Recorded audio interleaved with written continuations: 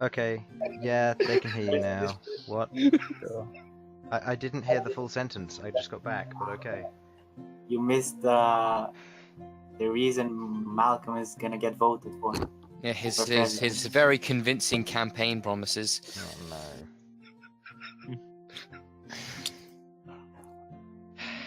I truly think he'll bring us into a new Just gold. mirrors Elsyan's tile a bit to the left. You mean like that, or? No, I mean like, can you put it down? Like, there's more space on the from the right. Like Yeah, it's the this. same on this. Hold on, let me. Just the map, or? Ah, Okay. there we go. There we go. Problem solved. It was one too big. That sometimes happens. There. Okie dokie. So yes, hello everybody. You cannot see nothing. Now you can. So, hello and welcome to Crabby D&D. This is the Dawn Seekers, my Sunday group. And we are continuing on with our campaign, episode 40. So, yes, going well so far. Nobody's died, unlike Thursday. Oh, who died? Liam did. What do you mean? Again? No, he only died once. And Well, he's close to dying a second. he's close to dying. Yeah, running into the middle of a group of zombies Yeah. thinking you're a tank when you're actually a caster with 11 AC is not helpful. Oh. That is. He was- definitely- Yeah. Okay, situation. I need to hit this guy. I can run horizontally along the beach, which I need to stay at to get on the boat to shoot this guy, or I can run vertically up the beach towards the up the small beach and into where the enemies are coming from in order to hit this thing. I'm gonna run upwards because that makes sense. Okay. Yeah, it was some extra fun trying to free him from the carnage, but that went well. Anyway, that's the Thursday campaign. You can go check that out on the last session of my Thursday campaign, which I believe was the 25th or 26th episode. So yeah, YouTube, if you're seeing this, hi. You're probably like 2 weeks behind, knowing me. That's fine. It's okay. Maybe. I don't know. Anyway, down to the usual announcements. So, thank you to Sasha for the art that she is doing. She has a convention going through, so if anybody is watching and I don't know what convention it is, I think it's... I want to... I don't know what it is. Maybe Gen Con, I don't know. I should have asked her, but I didn't, because they're currently busy. The only one I know that's going on currently was ReadingCon, but that was yesterday and today. Well, no, it's I don't know, maybe. I don't know. It's happening at the end of the month, so. Oh, is it MCM? MCM, that's the one. Yeah, so there'll be Yeah, an big MCM, Bhold. so if you see Zenosa, I don't know what she's doing for cosplay. Her and Jamie, they're making their cosplays.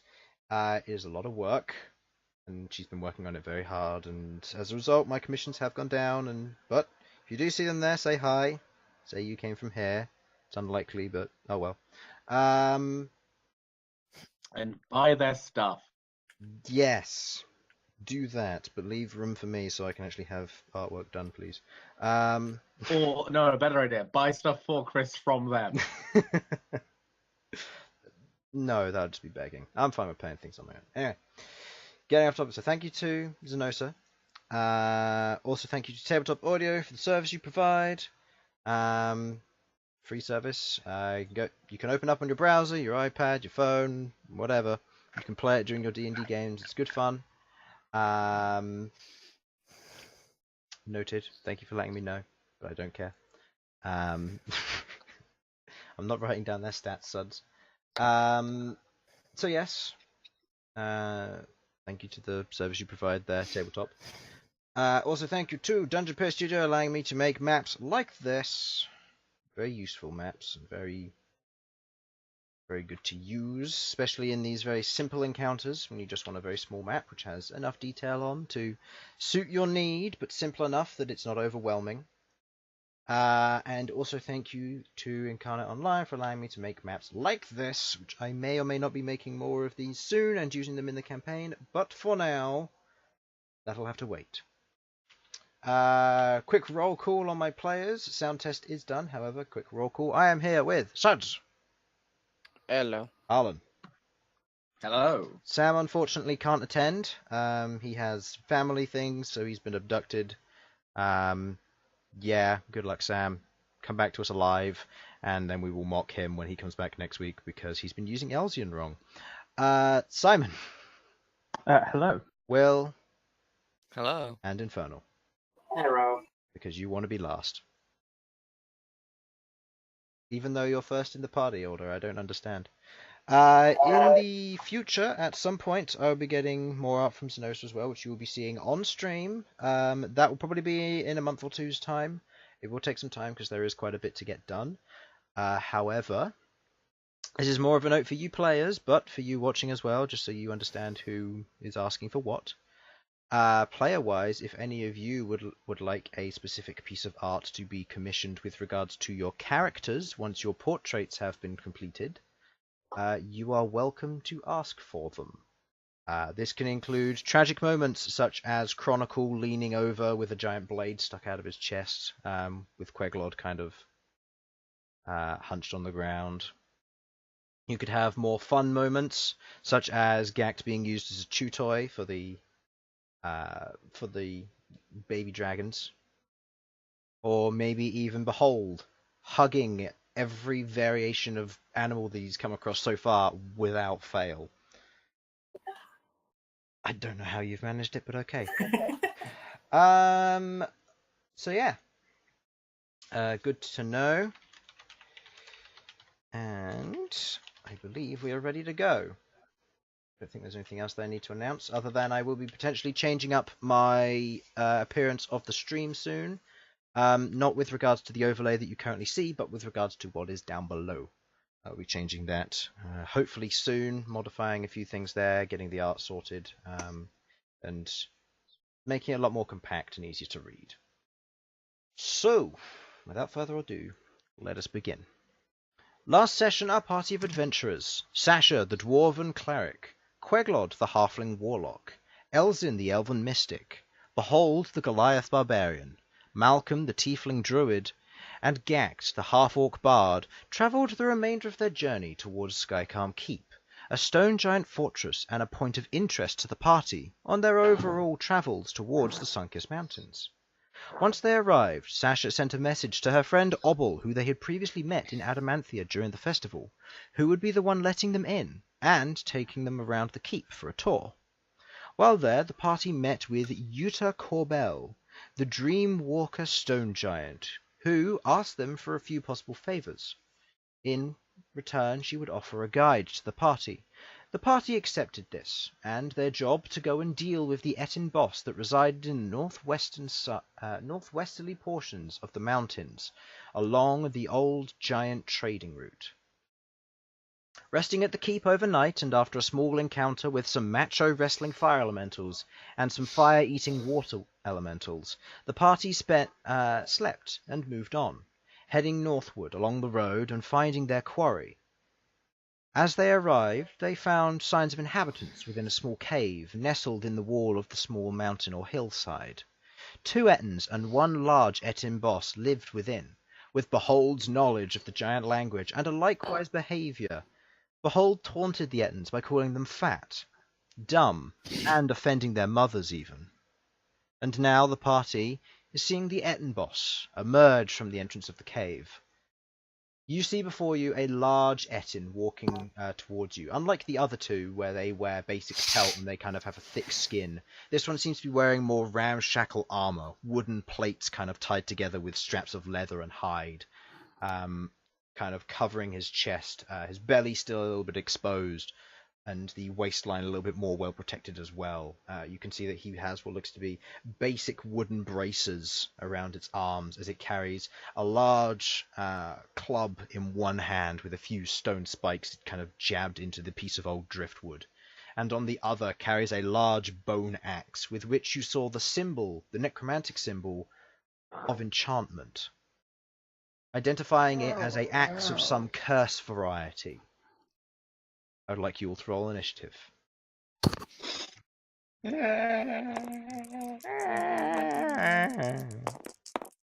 So, Yes! 20! Yeah, boy. actually, Natural One! 20, baby. Non-natural one. Did you Non-natural roll for Elsyan? See, no, I haven't yet, but that's Three of us got good and one of us got what bad. is the, what is I the, haven't what's rolled the, anything. what's the, We're the, rolling two. Oh my And goodness. you what's the roll- modifier for that again? Dex? it'll be your initiative, but otherwise it would be your dex. Yeah. I What rolled is that? two, I've one got- for me and one from one of my other companions. 21. Okay. Ooh. Wait, am I 21 for level me as well. 7 or am I level 6? You should be level 6. Oh, okay. I don't remember whether I forgot to change that. Oh yeah. I do need to roll separately for Orm as well. Yes. Okay. So, I'm oddly here for this strange wailing in the background. okay. I'm waiting for the 25 to 20. I will. Yeah. So, 25 to 20. 21. 22. 21. Oh man, that's a good start. Okay. Wait, how many natural 20s was that in there? 2 and Two. 119. Oh my goodness. This is some crazy initiative already. Alright, 20 to 15. Oh right, I need to do Elsyan's. Elsyan, you got a total of 25. Oh my god, what? Welcome to precognition, boys. Oh man, he's at the top of the initiative. Nothing ain't stopping that train. Speaking of which, let's adjust his side points before I forget. That puts him down to 27, and that is concentration. Oh, I need- 27? Whoa. Yeah, 27. He's almost out of them, haha. I should know that. I Wait, can't. does he get him on a short or long rest? I'm just gonna put the. Oh, is that where we're having them? Okay. Yeah, this is where we were having them. I'm just going to Yes. delete them and re-paste them in because they didn't paste correctly. We'll put them on the left side for today because there's more room, and I'll copy these two across as well. They actually no, they go Just put me at the bottom. they go at the same initiative, so that's fine. They go at the same initiative, so we'll just go with this one. Okay, so Elsyan's at the top. That's no surprise there. 22 from Queglod, 22 from Ghaakt. Queglod, I believe you have the higher Wait, dex. 21 or 21. 22? 21 from Ghaakt. Yeah, Oh. we're the same with Ghaakt. Oh, 21 from Ghaakt. Oh, okay. Yeah, so Yeah, you me two and are Ghaakt have the going same on the same. Okay. 15 to 10. 10 to 5. 8 for Orm. 8 for Aurum. Arachne. 4. Malcom. 3. Sasha. Juan. Juan! Can I just say, since the Did you roll an since natural the one, big Sasha? fight- No, it was a 2. Okay, never mind. Something interesting has just happened with my initiative order. That works. Oh my goodness, it's just like... Oh my goodness, this is an amazing initiative order. I love it.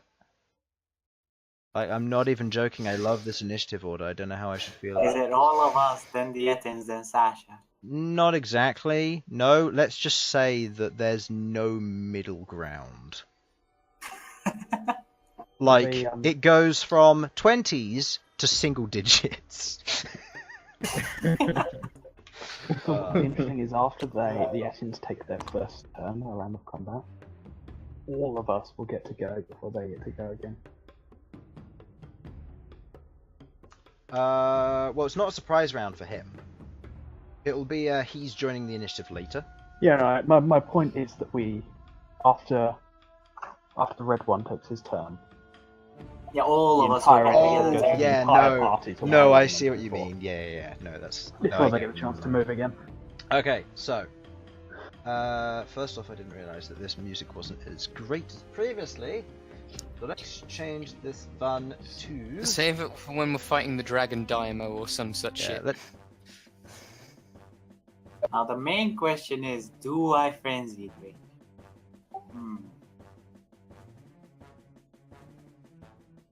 Yes, I approve of this trumpeting. Are we going back after this?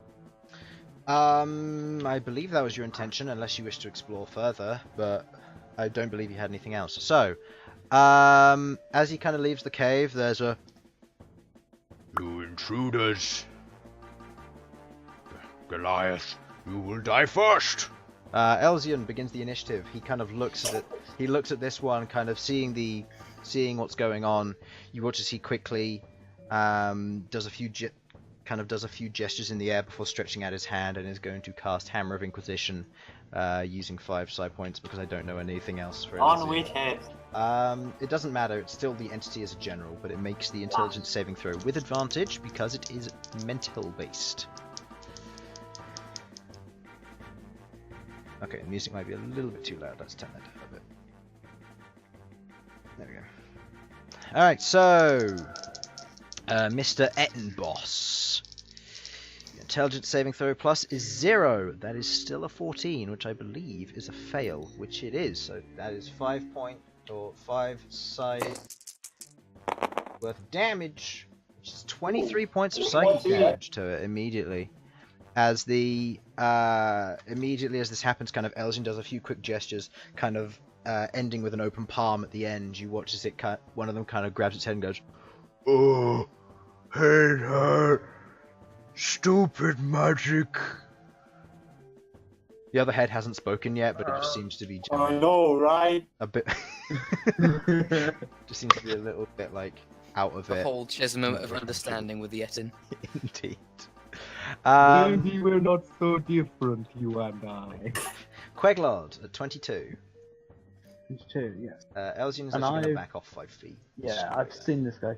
No, he doesn't appear. He doesn't appear till his initiative comes in. He's technically like over here.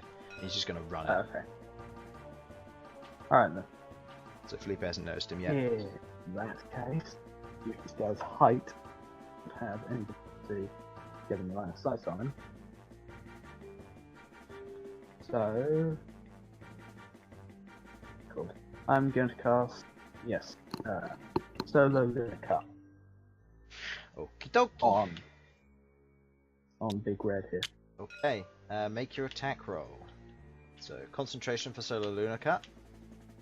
Go ahead and make What was that one again? D12. D12. Oh, is it 2d12? Oh yeah, you cast it at yeah. higher level, don't you? I forgot. Yeah, and it's with his AC with a minus something. -2, I believe, so check. It's 2, and he is wearing armor. Okay, so that does definitely hit. It is only 5 points of fire Disappointing. damage, but it still hits as you kind of raise the lantern, you concentrate it a bit, tap it, and you watch as this light energy almost gets sapped from the nearby area. As you kind of outstretch your staff, this very thin, fiery cut flies through the air and strikes against his chest. You watch as there's kind of this split in reality almost, as you watch as his chest kind of ignites and the singe kind of disappears, the rest of it hitting the wall behind him. What did you draw on his chest? Oh, it's just a straight line. Oh. A drawing until you get to higher levels.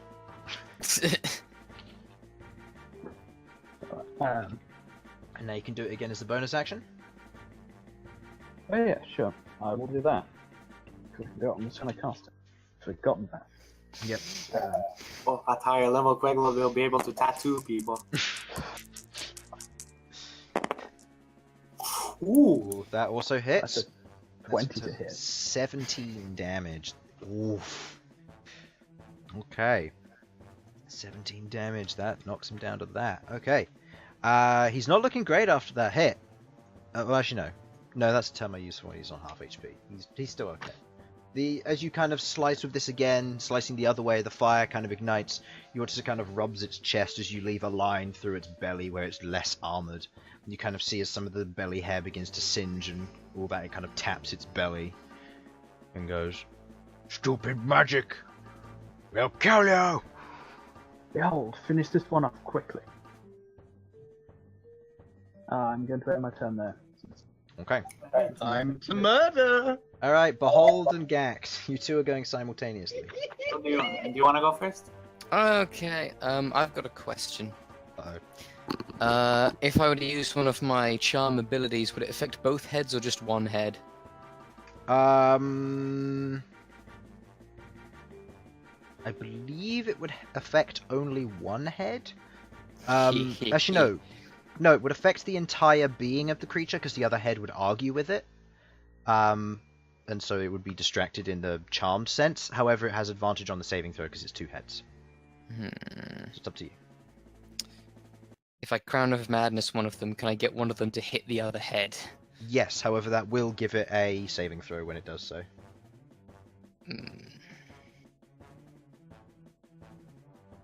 Hard to like mentally mess with something with two heads. Yeah. So, do you want to go first or can I? I'm gonna think about this. You go first. Actually, yeah, you go first. I'm gonna think about this. Alright, Okay. I will normal rage. Normal range. Okay. Arr. Dull rage. I'm sorry, brother. I'm sorry, brother.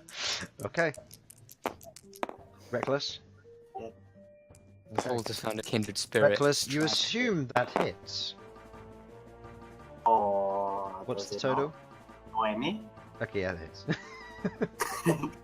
That's 11 plus the Constitution saving throw, but I don't know if it affects him. Oh no. 11 and a Constitution save. That is a total of 9. He fails. That The additional d6 cold damage. 6. Nice.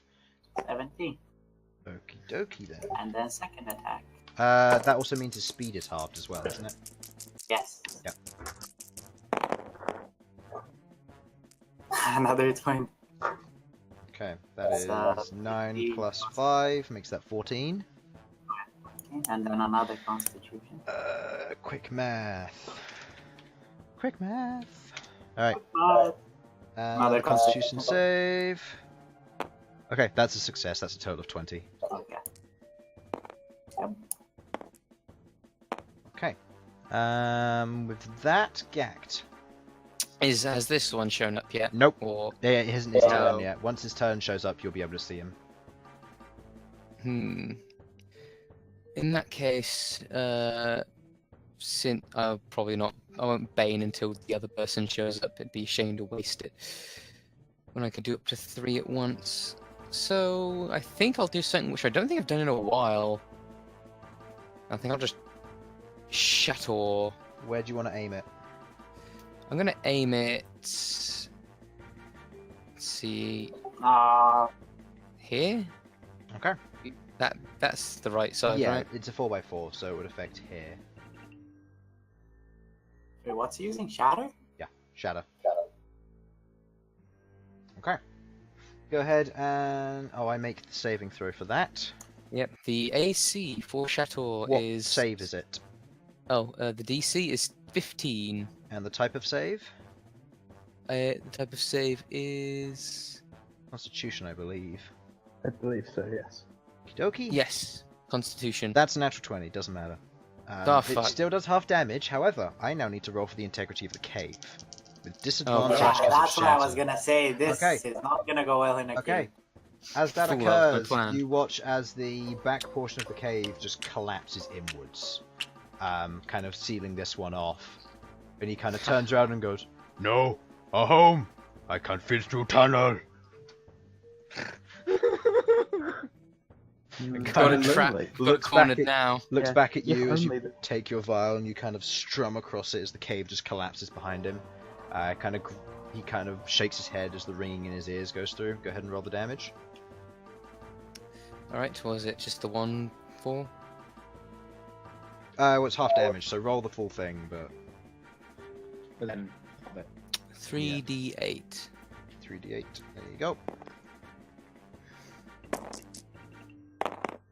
Half of that. Oh, that's still 17, halved of 8. which is 8. Okay. 8.5 damage. Take that. Technically 8 because it's always rounded down, but yeah.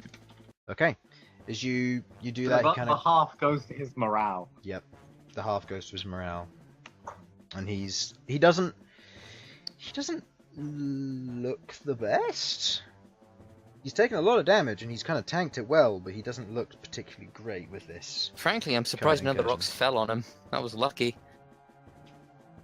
Do you know what they would have? Okay. Okay. So rolling another one. Okay, yeah. He succeeds his Constitution save as kind of difficult terrain kind of goes over below him as a few rocks fall on his current position. But And he's- fall under him somehow. Yeah, he seems to be okay, but moving is going to be difficult because to move off of them, he has to move into a whole tile. So he is currently jammed there because of everything. Okay. End of your turn. Beginning of his. You got a natural 20 minus 1. So he goes there at initiative 19. Alright, looking at you, Behold, I believe he's on half HP. Huh? Time for rage or Yep, something. yes he is. Okay, Oh, that's nice. Huh. alright. So, Not for us, obviously, but Behold, It's that is an cool. 18 to hit. That. Let me just check. I think it hits though. Okay, and what would... just let me know what your AC is. Yeah, it's 17. 17, okay. And the second attack... Oh, wow, low rolls both time. That's only a 14 on the second one, so no, the second one misses. However, the first one hits.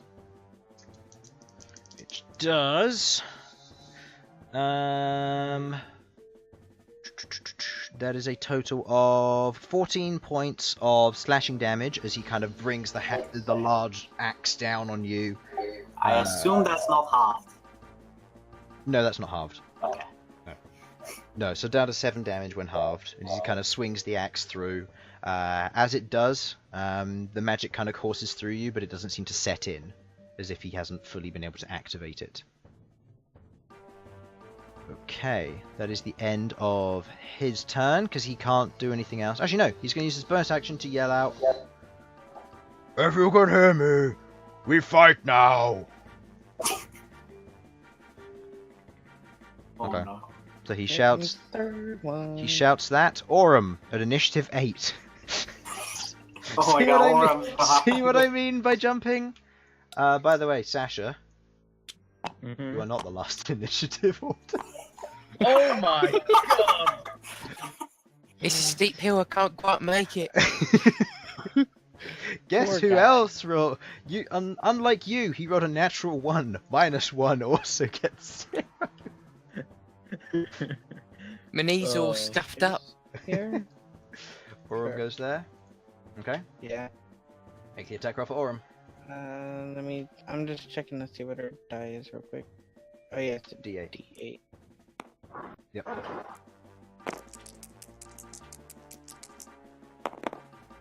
Oh, never mind, it's 2d8 for now. No. Okay. 7 or 8 plus 4? Okay, so 12 8 points plus of 4 damage. piercing. Okay, 12 points of damage. Good damage. As you're there, Aurum kind of runs. Aurum bounds forward with the heavy armor kind of clanking as she runs along. Going up close, she bites the knee of this thing as it goes, "Oh, my knee!" Kind of looks down at Aurum. Gah. Okay, he doesn't say it. Okay. End of Aurum's turn. Beginning of Arachnes. Well, I'm going to say, due to the nature of the collapsed cavern, anywhere which is difficult terrain she can't stand on. well, she's just gonna hex it. Okay. What saving throw would you like to impose?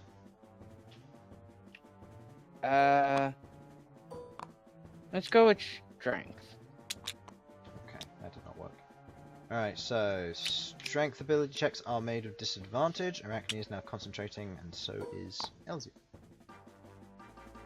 Okay.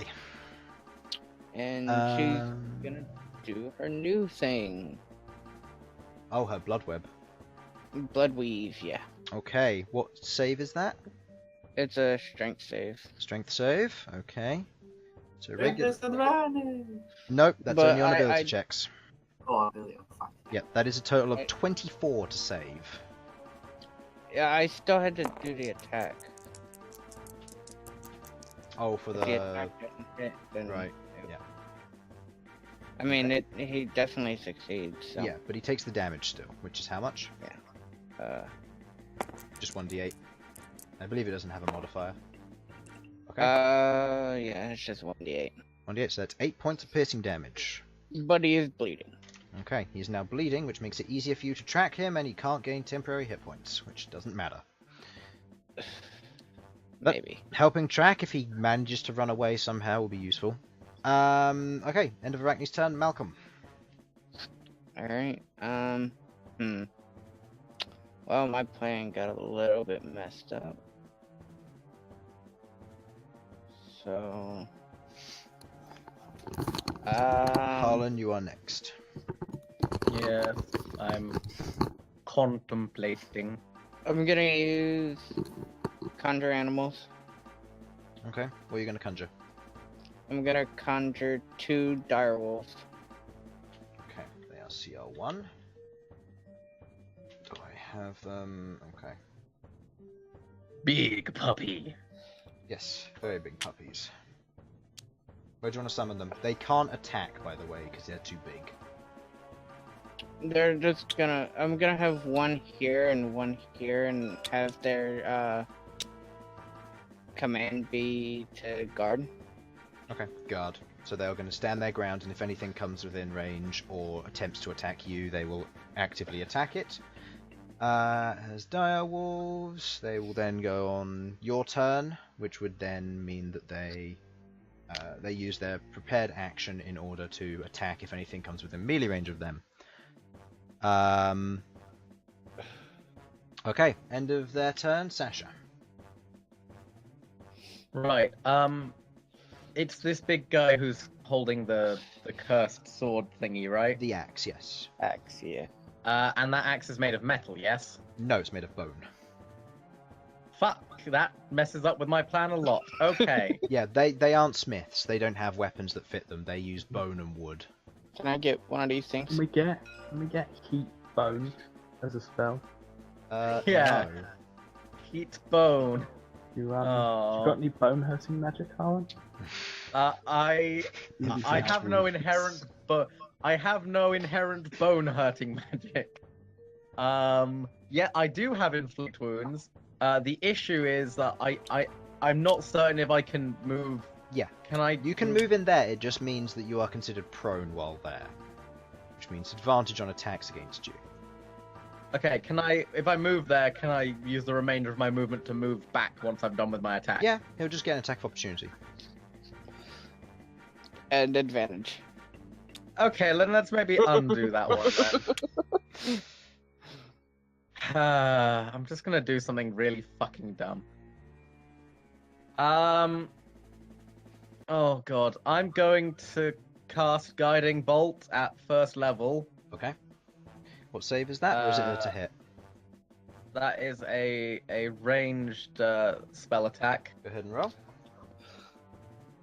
This feels really bad. Like, feels like it's not gonna work. Total? That is 16 to hit. Doesn't hit. As It's you throw it unfortunate. out, it kind of clashes against the kind of wooden, the wooden splints that are kind of in place to protect his upper torso, and it kind of hits it and scatters off it as the guiding bolt kind of rears off with his struggling in his current location. On the plus side, that small bit of wood is now glowing. So It's a little bit shiny as a atmospheric effect. right, and then I'm going to cast Spiritual Comfort at second level as You it's cast a first level guiding bolt, so you can't cast another spell. no, if it's a bonus action. Nope, it has to be a cantrip. Oh, Indeed. forgot that was a thing. Would you like Well, to end in your turn that- now? Huh. It's been a while since I've used Guiding Bolt, if I'm honest, and haven't been just doing things at the end of my turn. Yeah. I guess I just use my bonus action to, like, I don't know, look scared, prepare in case something attacks me. I don't know. Okay, you use your bonus Yeah, action to hold your I'm ground. done. We'll go with that. Alright. Yeah. End of your turn. It is the Ettin's turn. This kind of Felipe and Elsyan both notice this as this is happening. The rest of you notice this as well due to his natural one's initiative as he kind of pokes over the head and goes, "Are we there yet?" It's like, "Shut up!" As the two heads kind of poke over the edge. The boss is already in the fight. We need to join him. That was a long run. Shut up again. Alright, and they enter the initiative order. They end their turn there.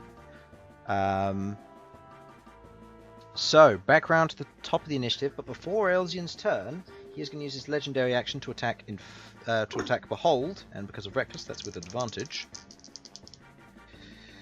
Ooh, 21 to hit. Hit. What was your AC again? 17. 17, okay. That's... Oh, don't you love it when things have legendary actions? Isn't that? Oh yeah, it's great, isn't it? That is a total of 14 points of piercing damage as he hits you with his Morning Star, halved to 7.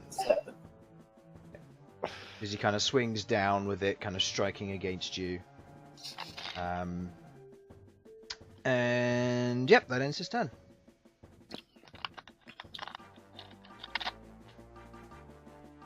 And Elsyan.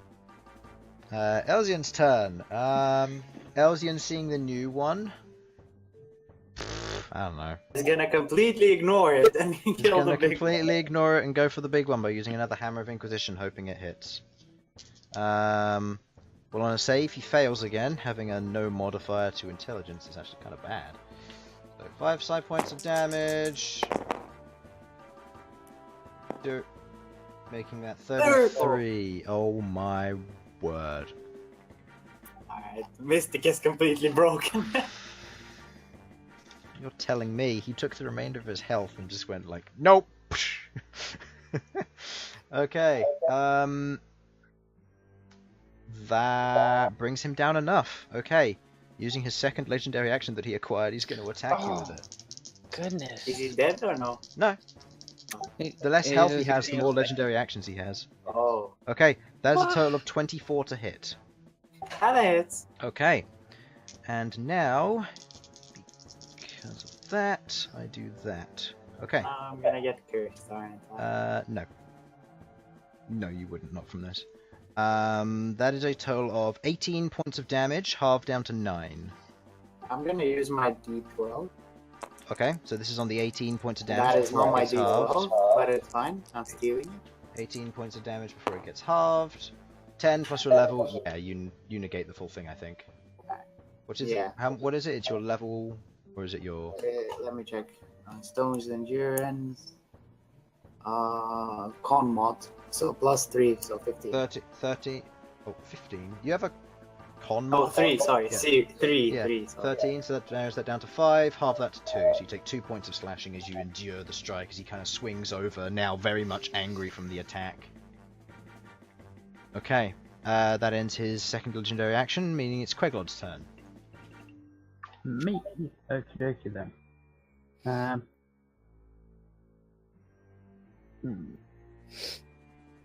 So, yeah, I'm gonna continue focusing on the red ones. Use my action to Eldritch Blast. Okay.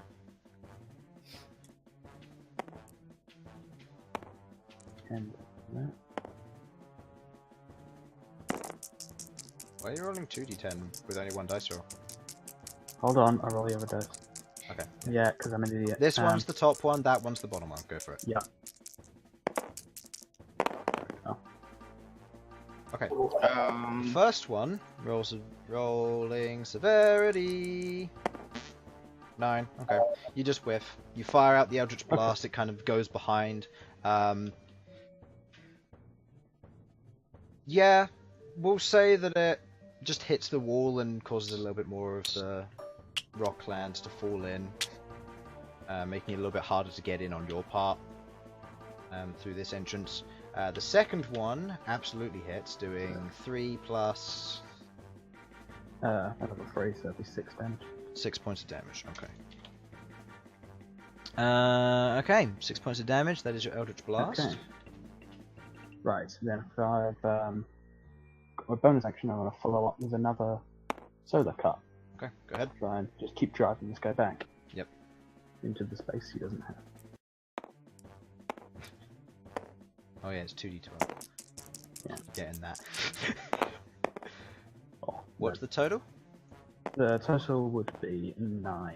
Is that with a minus? No, that wouldn't hit, even if it was with Yeah, a massive because, minus. yeah, we set the Yeah. minimum effective was 10, so. Yeah. No, as you kind of form the slash, it kind of in more of a defensive posture, he kind of brings up his club, but it kind of cuts through the club, but doesn't hit him. It leaves a small groove along the main portion of the club as it begins to slowly begin to ignite. It kind of goes, kind of blowing it out. magic! Away! Bad! Bad magic. Alright, end of your turn, Queglod, unless you wish to move. Behold. Alright. Mr. Sorry, I'm gonna cut off your head. Oh. Oh, he's got a spare. Yikes! That doesn't Yeah, hit. no, as you go to swing in with your greatsword, you get it caught in a bit of rubble as the Eldritch Blast strikes against the wall and your attack just swings into it, clipping it and not managing to land the full attack. Second attack? Ow! Careful! Okay, 15, that definitely hits. That is 13, plus 5 is 18 points Plus of damage. 7. We forgot about that last time. Plus Plus 7 damage. Alright, yeah, from rage. So yeah, making that 20 points of damage. Okay. And another constitution area! There's a total of 3, plus his con save. No, he's not having a good day. 1. Oh, boys, at least he's not on 1 HP like last time. I assume I won't get the plus 2 damage added from the last attack. No. We'll do it for the last attack, but not the prior attacks from that. Actually, no, you missed the other attack, so no. Yeah, I hit 1. It was prior turns. It's been a full turn, so don't worry about it. Ghaakt. Alright then. He's looking very bad, with kind of a thick gash across his chest where the greatsword went in. Orm still grappled onto his kneecap. He's backed into a corner. He's been pummeled. He does not look good. Well, I was going to bane them both, but now I don't think there's much a saving throw could actually do for him at this point. Bhold looks at everyone with a very mad look. Behold's about to do in his own soul, his own, like, kindred spirit. It must be very difficult for him. Don't you dare. That's the kind of look Bhold gives everyone. So what was that? This guy's 10 feet up, huh? Yeah, this guy's on the edge of the cliff. Also- The thing, he's kind of looking over, so he is prone. So range attacks will have disadvantage. Alright. Could I Tasha's hideous laughter at him and then make him fall off his stead? I'll roll to see if he falls off with a failed deck save. If he fails the initial save for Tasha's Hideous Laughter. Okay. Alright. So cast Let's try that, Tasha's because I haven't Hideous tried this spell Laughter. yet, and I can't want to. What joke It's do you Tasha's tell him? Hideous Laughter. The important questions.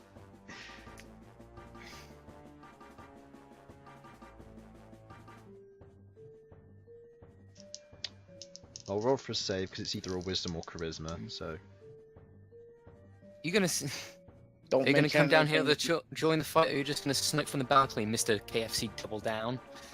okay. Was it a wisdom or charisma? It is wisdom. I don't think it matters because it's a total of 19 because he gets to roll. Wait, hold on. Is it? No, it's not a charm. Wait, is it? Does it say if it's affected, if it's a charm or a fear? Crown of Madness is a charm.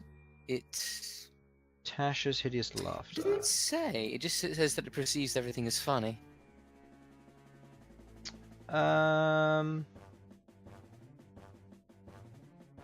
Doesn't say A full creature prone with an becomes intelligence or a incapacitated and 4 or unable to stand less up. is an effect. No, yeah, no, it's it doesn't get an additional saving throw on this. So let's see if these guys find it funny, because I rolled with advantage, so I'll just roll again with a normal roll. Natural 3 plus 0. You watch as this one goes, as it kind of falls. They fall on the ground. One of them does say that, as it comes plummeting down off the edge of here, kind of falling onto the ground, landing. Featherwing kind of flutters away as he lands. Okay, here. I was kind of worried. I was a little worried about that when I saw the pog. No, underneath. he falls down onto the ground and goes oof, laughing at He's the, in range at of the attack. He's in Yep, range of go that ahead and one. make the attack roll with I advantage. don't know what 'cause the he's prone. modifier is. Modifier should be +4. It might be +5. I'll quickly check the monster manual for Direwolf. It doesn't matter because it doesn't. No, technically it might still, because he is prone. That is so that's a 6 plus 5. No, he just misses. As the direwolf goes into attack, it bites the outer exterior. It's like, that tickles. Let go. He's still affected by Tasha's hideous laughter. Turn it 90 degrees. Alright, so does anyone need healing? Anyone? No. I don't know how No? Behold is doing, but No, Tasha's hideous The whole laughter is board also a can't be cast healing. spell, so you can't use another spell as a bonus I action. mean, oh, I can't? Okay. No, because you use never Tasha's mind. hideous laughter. But it's a first level spell. It's a good use of it as well. So, so, I wish I just thought of a better joke. so, The big guy's turn. so Ghaakt, end of your turn. It's the big guy's turn. Beginning, he gets 2 attacks on you. Behold, with advantage, natural 19, which is a total of 28. What was your AC again? 17. 17. Okay. And so it's 60. High rolls, my boy. That's 30 points of slashing damage. That's a yikes for me, That dog. attack halved down to 15, and his second attack, which he makes with a natural 9 plus 9 is 18. So that second attack does hit. Again, decent damage. That takes that to 19 points of this time piercing damage with the Morning Star, halved to 9. I'm still doing okay. 24 total damage as he makes his 2 swings. The first one kind of comes in, goes, just swings it over, kind of cleaves in, with the Morning Star kind of being swept up, hits you on the underside of your breastplate. You aren't very well armored there as it kind of cleaves in, and you kind of feel the blood kind of flowing, but it just feeds your rage as you stand there holding your greatsword in place, very much preparing for your next attack. End of his turn. Orum's turn.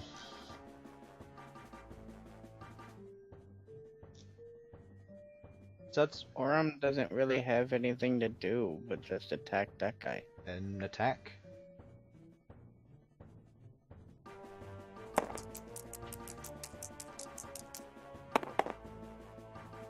Nope. The total to hit. What's the total to hit actually? With Oram, that's a +6, isn't it? 15.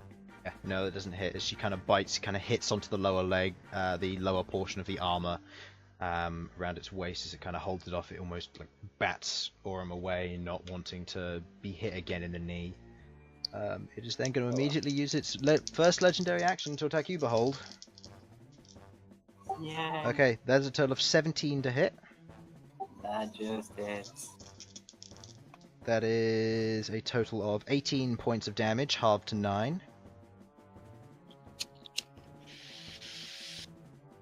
You guys will kick yourselves when you find out how much HP this thing has. Okay, that's another 9 points of damage. End of Orum's turn, Arachne.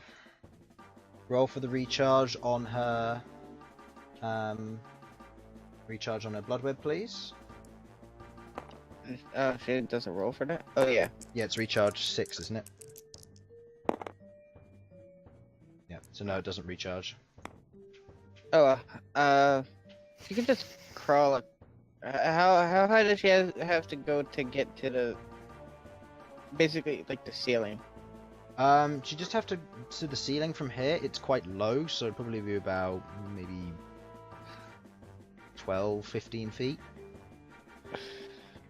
Well, she's gonna go to the ceiling and kind of like her way over here towards this guy.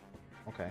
I don't know how far she can get. So it would be 1, 2, 3, 4. What's her speed? 30. 5, 6. She'd be able to go there. Right She there. wouldn't be able to get within range. Like I said, she's just moving her way over to there. I'll put her here. Do I have my?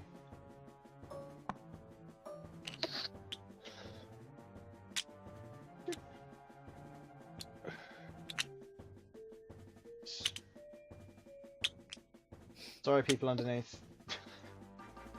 Sasha, no. And then I'll... Oh, let's do some wizardry. Magic.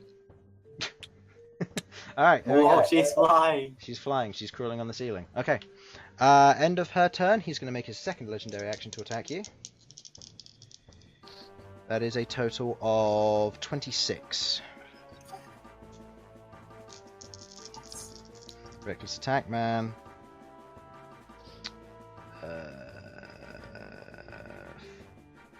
15 halved to 7. You still up? I'm still up. Yeah, 15 half to 7. How much HP you got? I'm not selling.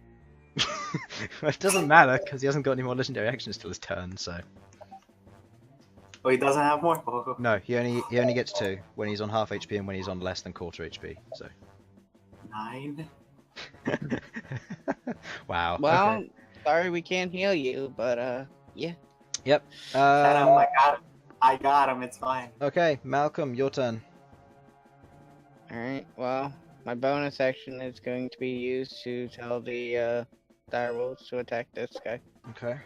So this one will have to go round. 1, 2, 3, 4, 5, 6, 7, 8. Use full movement. And then they both get to make their attacks with advantage. Direwolf 1, natural 20. Okay. That's 2d8 plus 3 piercing damage. Doing a total of 10 points of piercing damage to that one. Okay. Okay, that immediately allows him to save from Tasha's hideous laughter. That is a total of 11, which I don't believe beats your DC, Ghaakt. 11 on my DC? No, I believe my DC is. Wait, DC or AC? DC. DC. I'm not sure Marvel, your DC. Wait, where is that on here? Oh, it has advantage on its saving throw if it's triggered by damage, so I get to roll again. 7, change nothing. Oh, right, yeah, the AC. Oh, for the spell. Yeah. 15. Yeah, so it fails, and then the attack with advantage for the second direwolf, natural 17 plus 5 hits. Getting it torn apart by this direwolf is just so funny. Yep, apparently. It tickles. It But also tickles. it hurts. Yeah, it does. It takes another 8 points of damage. Putting it down to that. Take a breather, buddy. Gets a advantage save for this, natural 18. He saves from Tasha's hideous laughter. He goes, oh!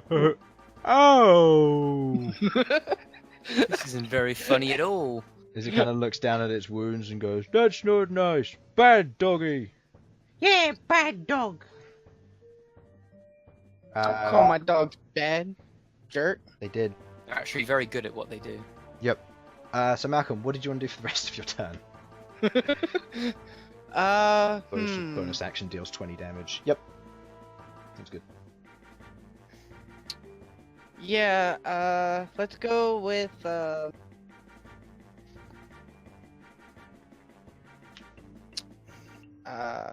me just check this real quick and see what this is.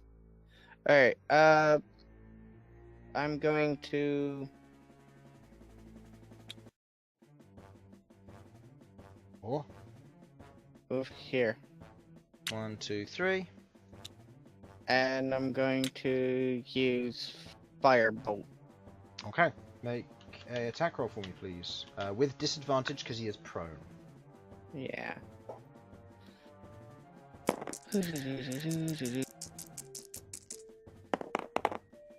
Okay. Of course, a nat 1. You go to cast the firebolt. Rolling for severity. 4. Almost a natural 20. That could have been bad. You just go to cast the firebolt spell, and as you do, it kind of just whizzes over top. You kind of misjudge his ability to move as it kind of just flies over top of him. You watch as his belly kind of warbles with the force as it travels over. Just hits the back. I want to door, make doesn't do anything. sure that feathering is to move. Featherwings Warbles is is a out of, fun adjective. Featherwings is out of combat. He's just away. Yeah, and I want him to move. Like, we now know that there's a hole there, so I want him to kind of like keep an eye on the hole. Okay, that would be bonus action to tell him. So he was just sit here for now, on the top. It is at this point, Queglod, with Felipe. You notice there's an Ettin here. Ah, okay. Is he There's a what? an Ettin? Oh. The other one, as he has now joined the fray, where it becomes his turn. Oh wait, no, Sasha's turn. I put them the wrong way around. My bad. That explains a lot. So, never mind, you don't see that yet, but you will in a couple of seconds. Sasha, Okay. you're muted. Mr. Mr. Harlan. Oh, sorry, my heart. My apologies, I did not realize I was muted. Okay. Well. For no apparent reason, Chris, say there were to be a 15-foot radius bubble around me, would that get both of these Ettins? Yes. What? Oh, Oh, excellent. Goodness. Well, he's gonna do that again. Hey, look, it worked last time. He's gonna steal your kill. Kill, steal. Kill stealing ability, no. Kill stealing ability unlocked. Spirit Guardians, go. Spirit Guardians, activate. Okay, so what does it do? Well, it summons forth, if we're Tiny going by last time, whelplings, yes I know. So what does tiny it do whelplings. core-wise? 15 points of damage to people to anyone of radiant damage to anyone who I designate, or rather, anyone who I don't designate as allies. Okay. This is... It's got to do a Wisdom save, but it still takes half damage no matter what. Okay. I'm also just going to quickly check the definition of what my two heads ability is. Has advantage on perception checks and saving throws against specific things. Okay.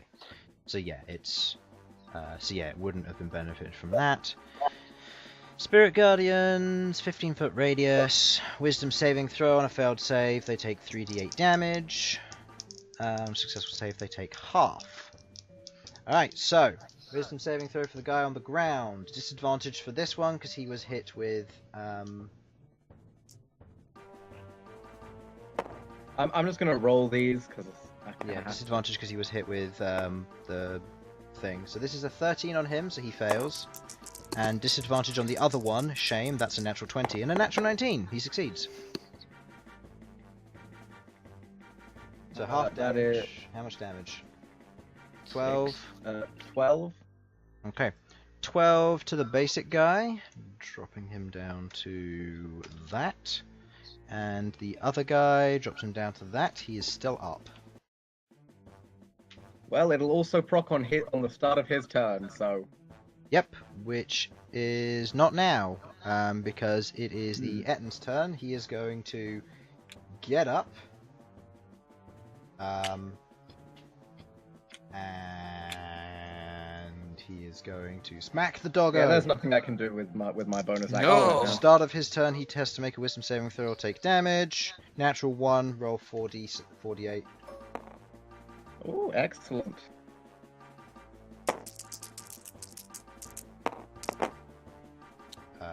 That is... Hey, 16. Whoops. leave my jackal alone.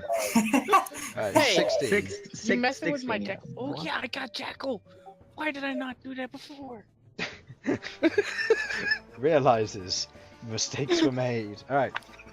So yeah, he takes damage. He's like, oh, is this kind of like small red whelpling is kind of like jumping onto him and like singeing him a bit with the radiant damage. He kind of tries to bat it away, and his hand passes through it and goes, "Oh, just illusion, smack!" And he kind of swings his axe. He swings his axe down on the wolf. Natural 1. I'm rolling severity for this. Okay.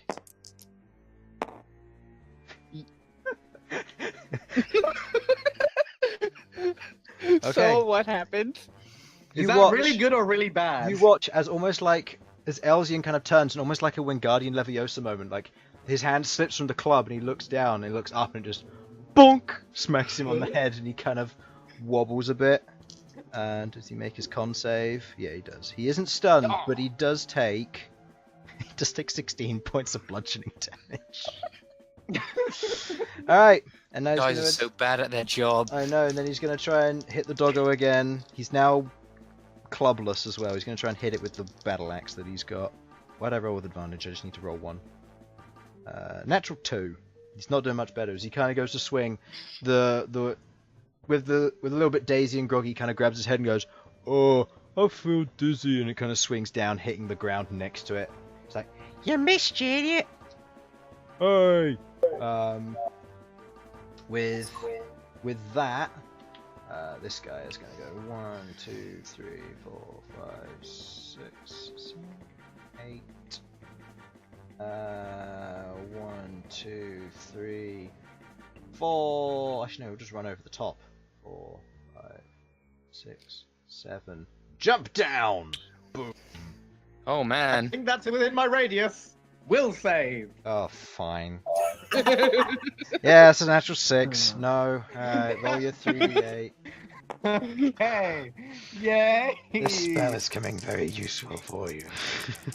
Let's check this. Oh no, 20 damage. Okay, you watch as he kind of jumps down and goes, "Ha ha!" As he kind of like jumps down with like the axe and all that, and this tiny whelp kind of goes up, like grabs onto his groin area and goes, "Oh!" Jumps down, gets slapped by a magic hand. Stop that. Hey, stop that! None of Okay. that now. End of their turn. Elsyan. Check this. Check Discord. Why? Send your message. Man. Yeah, sure, he will. In which case, that's your own fault if you miss 2 attacks in a row. He's not going to attack this guy. Instead, he's going to go for this guy who just jumped down, using another 5 psi points, because I don't know what else to do, to attack that guy. These guys have a -1 to their intelligence. 2 and a 4. Nope. Oh man, these guys are good. I like these guys. They have advantage against Elsyan. Have failed every save so far. 23. Great. I love this encounter, guys. Built it to combat Elsyan slightly so he wouldn't do as much damage. It's done almost 100 damage this fight. My word. Alright, never mind. The most useless boon. Doesn't do anything. Okay, and seeing this guy, he's gonna stay there and hope that you take the brunt of it, Will. Oh boy. Queglod, your turn. Bhold gives you the look of, "This is my kill." Okay, give him a small nod. I'm going to instead shift my focus to the new guy. Okay. So once again, I'm going to start off with my action and cast Eldritch Blast. Burst. Do it properly this time. First attack, that is a 13 to hit. 13 to hit, does hit. Against these guys, they don't have as much armor. Cool. They aren't wearing armor, it's just their blubber. Nice. So it's 8 Right, points of okay. damage to him. Force damage then. Okay. Next Okay, one. then in quick succession, the next one. Still against him. Trying to aim for more or less the same part of his body, try and make some weaknesses. There is another 13 to hit. And that hits, that's another 6 And points of 6 damage. force. Okay. If I rolled a thing correctly He now. just joined combat and he's got like almost in single digits health. What is this? Oh, jeez. Speaking of, Oh, come on. Let's Leave this guy alone. However, your minus AC doesn't work here because it's natural armor due to his blubber. So go ahead and make the attack roll. Yeah, that's fair. So it's just a That's straight fine. attack roll. Yeah, again, aiming for the centre of the body, try and just if there's a weakness in his skin, sort of slash it open with solar cup. Oh, Oh, oh no. If Sasha's you'd like that to one. roll severity for me, please, because I'm gonna let you do this one. Okay. 9. You use your solar lunar cut. You kind of do it. It kind of whiffs by. Ghaakt, you see a few hairs fall down in front of your face as you see this solar lunar cut just zoom by. You watch as they kind of burn up as they fall down. You kind of pat your head. You don't know where it shaved off from, but I'm not even sure if it's your hair even. But it's not burning, that's for sure. I Okay. just got this haircut. Okay, so Lunar Cut fails. End of your turn. Behold and Ghaakt. Also, in answer to your question, Behold, no, it is not upgraded in this area because it was upgraded when there was a snowstorm. This area isn't snowy as question? much. And your question, what thing? The D6. Oh, we'll do it on her turn. I mean, it wouldn't matter, but it might if the boss kills Behold. Go. I hope it doesn't. Ghaakt, you've got your turn as well, so roll with advantage. Oh, I'm gonna try well, and cut off his head again. attack. Oh, you failed a hit on the first attack as you swing in with the greatsword. It just misses his belly as you swing in. Next roll.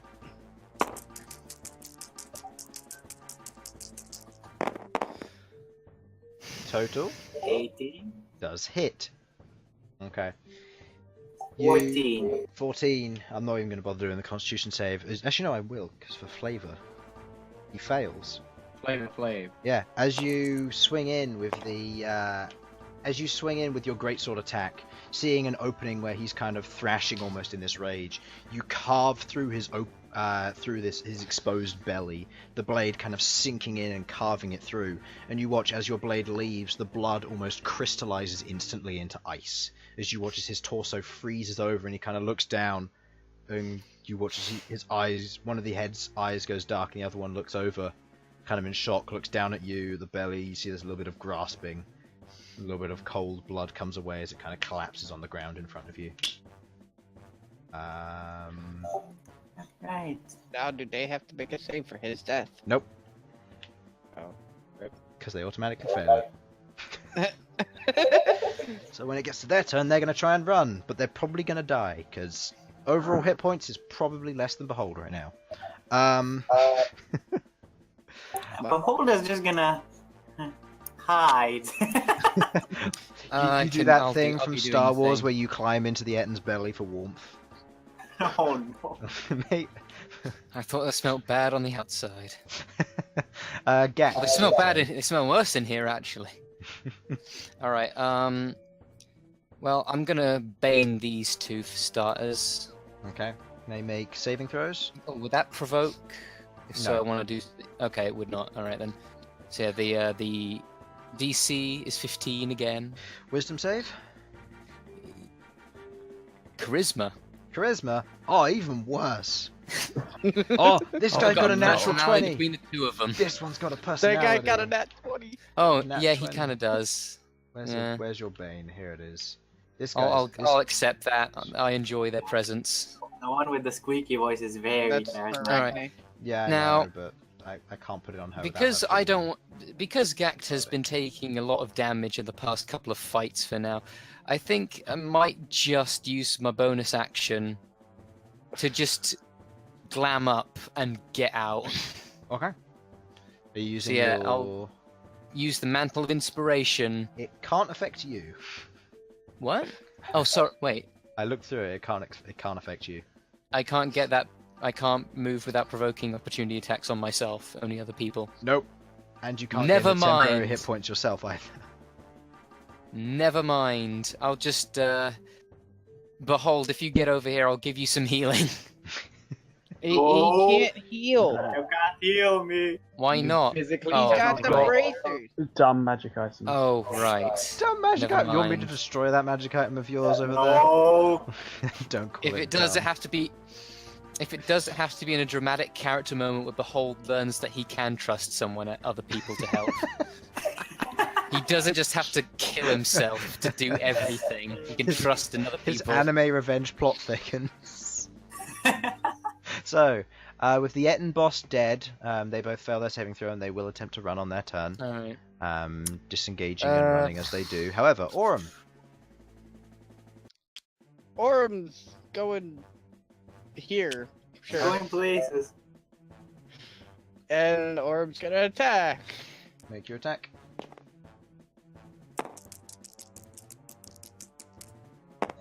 And that hits. That's 6 plus 4, which is 10 points of damage to him. He is still up. Just there. They have the same HP. Alright. Don't worry, I just need to wait for his turn to run around, and then he won't be up for much longer. And Arachne... Bonus action is moving Hex over to this guy. Arachne moves his Hex. Roll for your d6 as well. Yeah, I will do that once. Arachne he drops reaches down that. behind him. D6. Fails. Fails. Doesn't regain the blood web. Is going to attack. Go ahead. I also realised you should have done the additional d6 from Hex earlier with the blood web, but we forgot. So Oh. Yeah. attack with advantage. Yep, go ahead.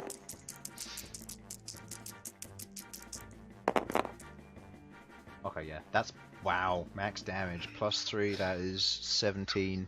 As Arachne kind of runs behind, you watch as it kind of it's currently focused on Aurum, this new kind of shiny doggo that's run up to it, and it looks a little bit perplexed, not noticing Arachne as she drops down behind, lunges and bites into the back of this Ettin. You watch as one of the heads kind of looks over and kind of goes, oh, just collapses on the ground. Bane is faded on him because he is dead. So you're no longer concentrating. And there's Arachne's turn. Malcom. Alright, well. I'm gonna give the command to attack this guy, but have this one move over here. Okay, so they're going to make their attacks with advantage. That is a natural 9 plus 5, which does still hit. And the other one, natural 14 plus 5, also hits.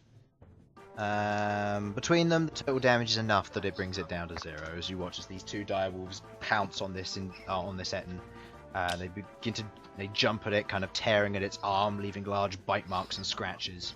Before the Ettin kind of looks over and goes, "We're stuffed," and just falls onto the ground dead. Wah, wah. All right. That's Combat. all, folks. That's all, folks. All right. That's all,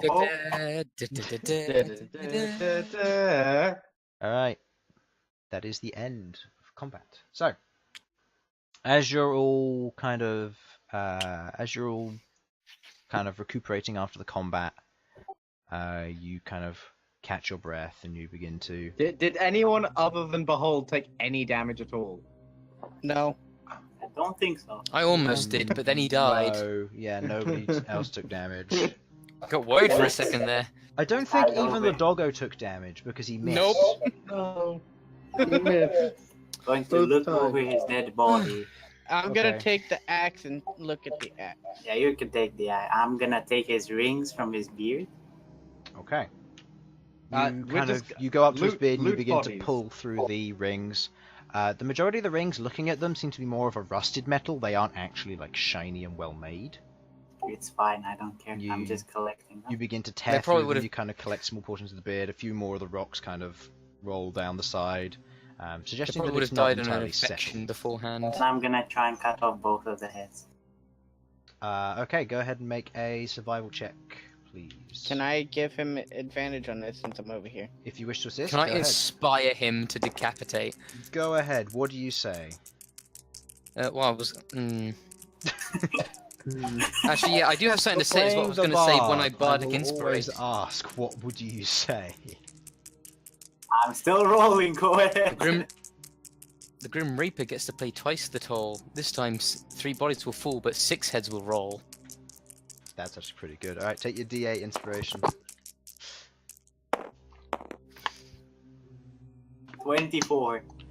24. Easily enough, you take your greatsword to it, and with the cold, refined edge, with a small few droplets of crystallized blood, you begin to serrate and kind of cleanly shing, kind of separate the head from the torso, doing each of them. You sever the head. You don't particularly focus on preserving any of the neck, you just take them as head trophies.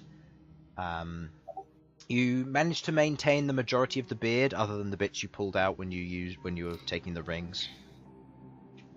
I'm gonna take some of its flesh as well. Gross. Um, Some of it's what? Flesh. yes, while this is happening, I'm gonna ask Can I- what for. It could Starting to possibly creep me be out now. used for anything, you know, having to do with Queglod. I want your flesh. I want to create a bodysuit. That's what Malcolm's thinking? Okay.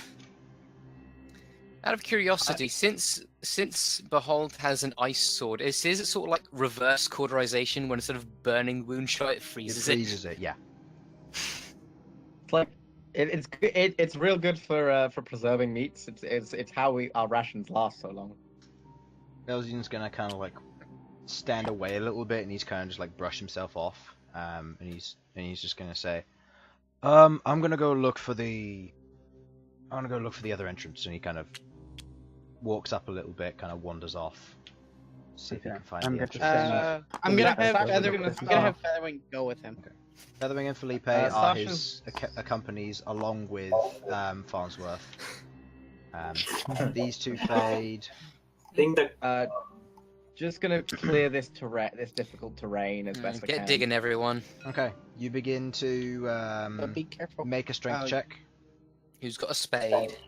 and I'll help out, I guess. I will also help. Go ahead and make rolls, then you two. 18. Okay. You begin digging, and as you do, you can't. What are you using to dig, by the way? You have your special Uber. Damn, you have 5. your Uber pick. Yes. Okay, with that natural Natural one, regardless of that, as you begin to dig, you kind of look, and with your stone cunning, you manage to catch on. This will collapse again if you try and do anything further. And as that happens, Ghaakt kind of goes over and goes, "I'll help," and swings his vial and smashes it into the base of it. You watch as a bunch of the Right. rocks kind of scatter in various directions before you hear a as you watch as kind of more rocks begin to kind of fall down from where you are. I would like you four to make a dexterity saving throw, please. Would I get advantage? No, because you're busy cutting heads up. Ah, son of a bitch. Alright, 2, so you will take some of the damage from 6. this. Oh! I too will Not take some 20. damage, I suspect. Natural Yeah, 20, I'm okay. You kind of hear the and you look up and you kind of pull the last 2 heads off and you just jump past as the rocks begin to fall. Was that your total there, Sudz? My total is 6. Okay, yeah, you fail also. Yeah, mine was 6. Each of you takes 5 points of bludgeoning damage as the rocks begin to almost collapse down on top of you. It's nothing major, but where it's collapsed in, you've kind of buried the body now of the Ettin, and you kind of pull yourselves back. That's it. Didn't get any flesh. No. You've got 2 more bodies to pick. You get didn't. off. You were helping with the head, so you didn't get a chance, and the rest of the Ettin is the, buried. I gave him a the proper axe is burial, there at as least. well, right? Unless you picked that up already. It's the least Ghaakt, you a could have brief done. moment. I put my Hold on, I hold put on. my shoulder. Hold on, one person. What was that, Simon? One person at a time. Simon. The axe. Did we get that already? or is Yeah, it I got buried? That's got it. Okay, good. That's fine. So just pick that up. Infernal, did you have anything to say? No, I just said we gave him a proper burial. Okay, Will. It's the least you could have done for him, Behold, that I put my hand on his shoulder. Ghaakt. Next time we're dealing with rocks, leave it to me. The whole dwarf. I know it's a bit of a stereotype, but dwarves, we're generally good at clearing rocks. Don't interfere if I'm Okay. clearing. That out is, cave. I will admit that is true. Given my occupation, I'm more experienced in making rock. Yes, I've noticed, and you're very good at So- it. I'm climbing on Arachne. Okay. How You about we climb on just take the- Arachne, how- at which point you hear from Featherwing and Queglod, you hear from Felipe. we've found the entrance. Okay. Yeah, how about we just take the secret Well, entrance instead? It looks like, yes, it looks like Elsyan has found the upper way in. Why don't we take a look around and see if there's anything, I'll check out this way. anything we may have missed? This is 10 feet, right? The hole. Yeah, it's 10 feet from here. This is technically the top of the cave, which is now slowly Like but the surely hole collapsing where because of they what jumped you've done. The hole that they jumped from. Or is this outside here? This is out in the open. You can climb up and over, and we'll say that you don't need to worry about that because it is basically a short walk before you curve up. Oh, I thought there had like a fucking hole here, which goes like this from Oh inside. no, the hole goes to here. It's not a very So it big goes hole. outside, okay. Yeah. I'm gonna have Arachne go towards where Elsyan went, and I'm just gonna start ritual casting Identify on the X. Okay. Okay. Seeing as you're on Arachne, I will say that you're Sasha's able to do that. following in back group. Okay. So so I can get rid of these bodies now, or are you doing anything else? Did you want their skin? Sure, on the way past, I'll grab flesh from that one. Since he said Grab that some. doggo. Grab some Ettin balls. No. They're a valuable aphrodisiac. Make a survival check for me, please. But is it worth it? Slot myself in there. Yes. You carve off a few pieces of. You take a few pieces of skin. You take a few pieces of flesh. You kind of think about what you're doing, and Queglod, as you're kind of looking over, you get the sense that this isn't going to profit you in any way.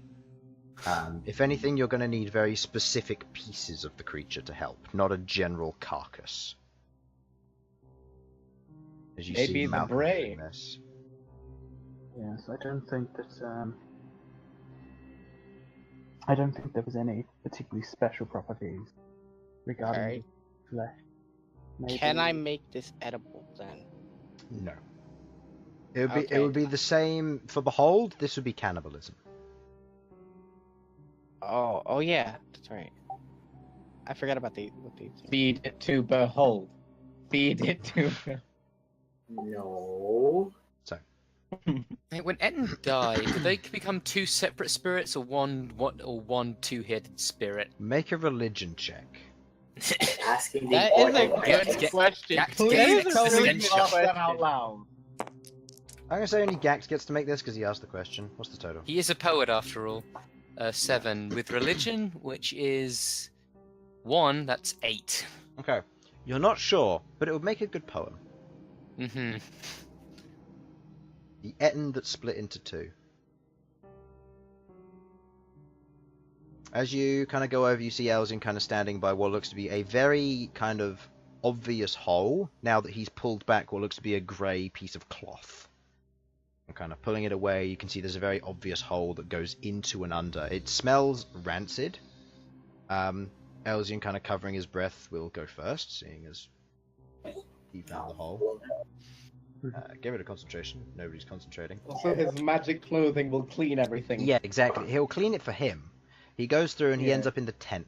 The tent smells horrible, but he's okay with that as he kind of moves past into here.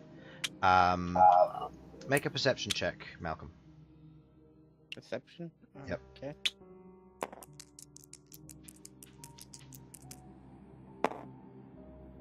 Okay. That's- The meat on whatever they were cooking smells like it's about to be ready. Ooh, Malcolm's gonna go finish. Okay. You'll break your concentration on Identify. the identify cast. That's fine. I'm finishing food. This Okay. is good. You go in. You can see the above all of this. You can see what looks to be a very large spit in place with what looks to be a whole deer on it that's just been skinned. Okay. Bones haven't been removed. Nothing. It's just there. As I'm going in, I'm going to be activating Detect Magic, Okay. and then sort of walking around the cave. Gonna look what's in these barrels. 4 of the barrels are smashed. One of them has what looks to be a siphon coming off of it. Can I smell what's inside if there's anything? Make a investigation check. He's a Yeah. giant. Would he have? Well, or he's a half giant. Would he No. have advantage on? No, this isn't a matter of that. No, as you begin to look through, you look through the smashed barrels, and you're not entirely sure. The only way you might be able to really find out is if you smash the barrel, or if you siphon off whatever might be inside. In my... Like, I assume I wouldn't have a cup in any of the packs or anything. My time to shine. You'd have a mess kit, but that's currently in the bag of holding. So, Sasha, as you kind of roll in, you see Bhold over here. With your detect magic that you cast, you don't detect anything magical in the room other than the axe that Malcom has currently Malcolm's currently holding, which he puts down on the back of Arachne and then goes over to deal with the meat. Food. Make a cooking check with disadvantage. Disadvantage. Okay. Yeah, because they screwed it up. And you're gonna have to try and save this. For giant culture, this is okay. Total? Alright, let's see. That was cook utensils. Cats make an That's athletics check. +7. Oh god. Let's on this 15. down. Okay, you go over and you, with Arachne's help, you kind of, you turn the spit, stopping it from burning on one side. Ghaakt, you kind of you climb up, you kind of pull yourself up right, okay. onto 21. the top of the stool. You're now sat on top of it. It's massive compared to you. It's almost like a... Didn't think of that. Yeah, it's absolutely huge as you kind of climb on top of it. You go over and you begin to kind of deal with the meat, making sure it's not burning. You manage to completely cook it. You're not entirely sure how you're going to get it off the spit. Behold, I need your help. Give me a second. Just put out the fire and then carve it off. I can't put out fire that big. I can. You might want to stand back from this. Speaking of standing back, I might want to be able to stand back too. You jump, you look down, you kind of look, that fire's oddly close. You just hop off of the stool and walk over a bit. Someone catch my veal. You throw it, no one's there to catch it. It just hits the It's ground. fine. That's The fine. ground shatters beneath it. Effectively. Oh, 5 feet. Is that 5 feet? The flame? Yeah, it would be a 5 foot. It would be larger than that, so you Alright, you cool. could work on that. Alright. 10. Alright, so the range of this will be 10 feet. Which That's is. fine. So that would catch all the stools, but Shame. Maybe we What are you could get them doing? out of here and sell them as miniature gazebos. it's I'm going to halflings. use. I'm going to use pyrotechnics to turn it into a big firework and extinguish the flame. Okay. No, that'll It's ruin either- the meat. Yeah, don't worry. It only blinds. Yeah. As this happens, you Oh, kind that's fine then. you look and there's this violent flash as the Sparks up in as many the- dazzling colours. As the fire, strangely enough, as it kind of rises up, you watch as the fire almost grows up into almost like a face, and it kind of peers at the meat before exploding into small pops in various colours. Before you watch as the flame just extinguishes into this small column of smoke, which is now wrapping itself around the meat. At some Now I point, need I'm going to try and get the firework to blink, in here. to wink. Okay, so Sasha, you siphoning off some? I'm well.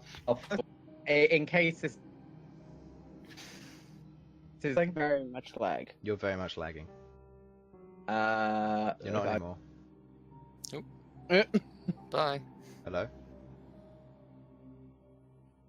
Now we just can't hear you if you're trying to talk. How about now? There we go. Hello. Yeah.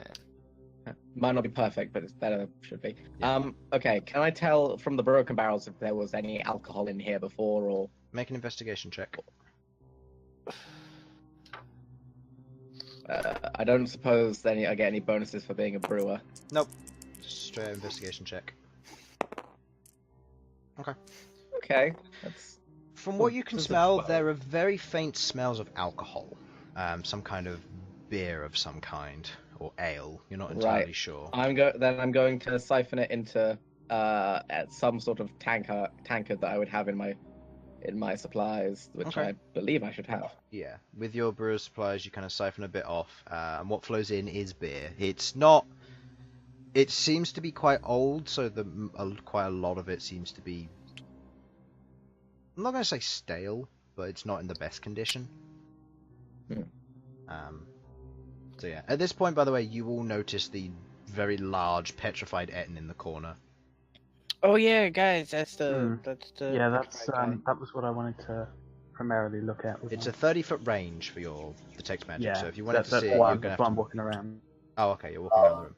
As you walk around the room, you kind of pass by. There doesn't seem to be anything interesting, and as you see, there is what looks to be a faint glow of magic around the exterior of the creature itself.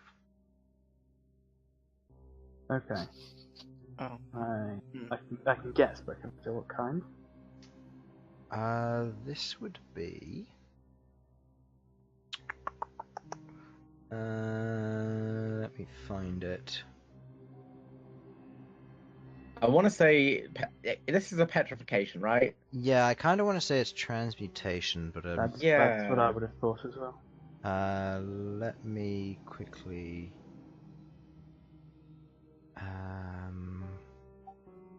Yeah, transmutation.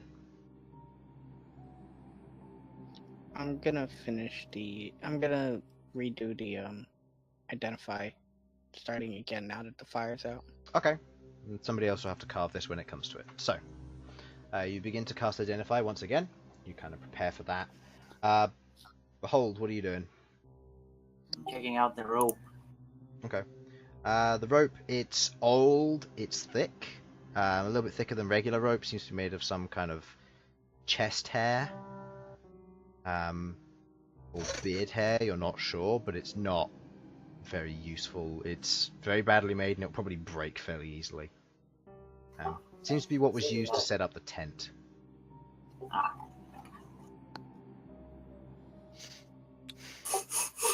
That smells good. Okay. So Sasha, are you doing anything with the alcohol?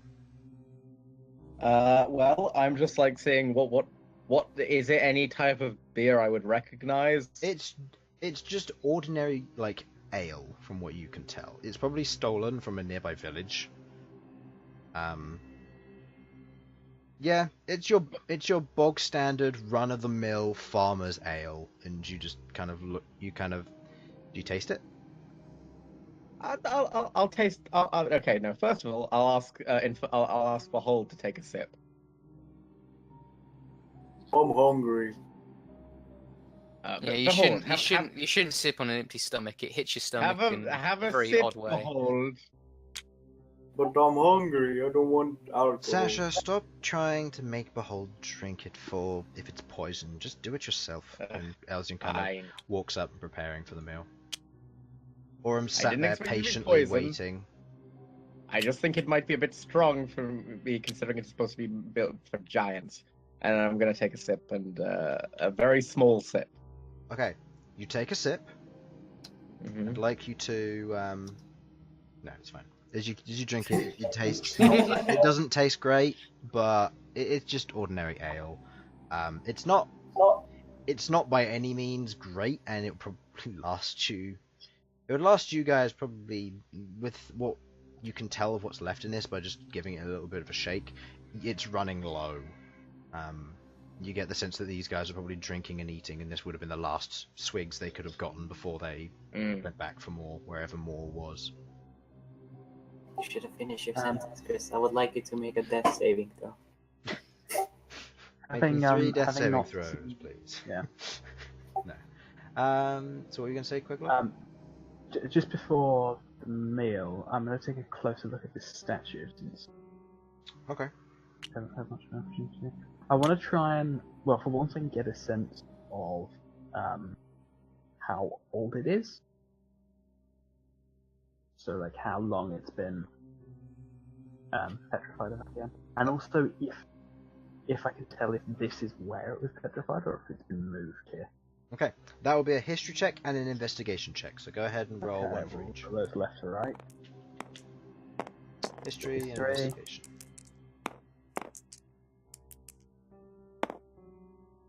Okay. Investigation. Those should both be. Yeah, they're both high enough. History-wise, the I assume you beat a DC of 20.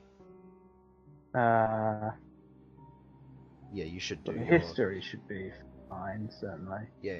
Investigation is. Investigation is +5, so that'd be an 18. So +5. it's not. So you kind of look over it, you kind of examine it a little bit closer. The stonework on the outside of this makes it seem almost... As you kind of begin to think about it, it seems to be maybe 2 weeks old. It's not as old as you would have thought it was.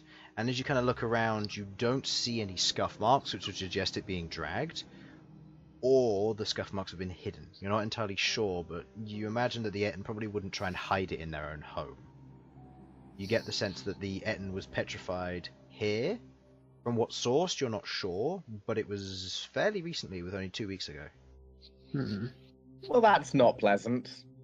So whatever did this is still within 2 weeks travel. Which, depending on what it was, could be literally anywhere in the kingdom. Yeah. That is true. However, it's a fairly limited range of creatures that would have natural petrification. Didn't the Big Ettin have like a basilisk thing on that axe? Well, Malcom has the axe.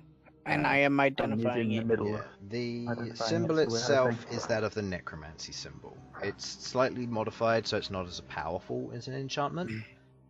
Which, on immediate kind of understanding with a little bit of a closer look, the necromantic symbol on the side of it seems to be partially modified. It's weaker, which suggests that whatever enchantment's on it will fade after it has served its purpose. So, as you begin to finish doing your identify, Bhold, I would like you to make a strength check, and whoever's carving it, I would like to make a survival check without advantage, because it cannot be assisted. Having gotten 19. Yeah, everything I you, think we're going to get out of this, actually, I'm going to move over to the. you move over, you kind of hoist up, and you kind of pull the bar down. You have to snap it off because of the because you're not really able to get up high enough with the stools kind of knocked aside. You pull it off. You have a large creature. If anyone wants to roll a nature check, with the exception of you, Malcom, to understand what creature this might be, you're welcome to do so. Otherwise, Did you say it was a deer? I did. However, that's first impressions. And if anyone would like to do a survival check, you're welcome to do so. Nature. Ooh, that's 6, 13. Okay, 13 on the nature. You've seen these in your hometown. These are mountain goats, giant ones. Oh man, brings me back. They cooked it all wrong. They did indeed. They've They carved did, off, but I they've saved it carved as off best the I wool, could. which now, kind of looking around, you can see that they seem to have stuffed it into bedding. But they've carved it wrong. It doesn't look that great. There are still technically bits of flesh kind of hanging off of it. Malcom has saved it by doing a few bits of carving here and there, making sure it's turning properly, and has saved it. Behold, you begin to carve through the outside of it, and you begin to carve it into fair-sized chunks. You hand it around to everybody. Arachne takes a large portion and devours it up. Malcom, you finish your spell. And I will get you the description for this. You are welcome to hand it out or read it out yourself if you wish. The axe itself is made from what looks to be a bone. It seems to have a slightly small chip on the head of the axe itself. This is what it does.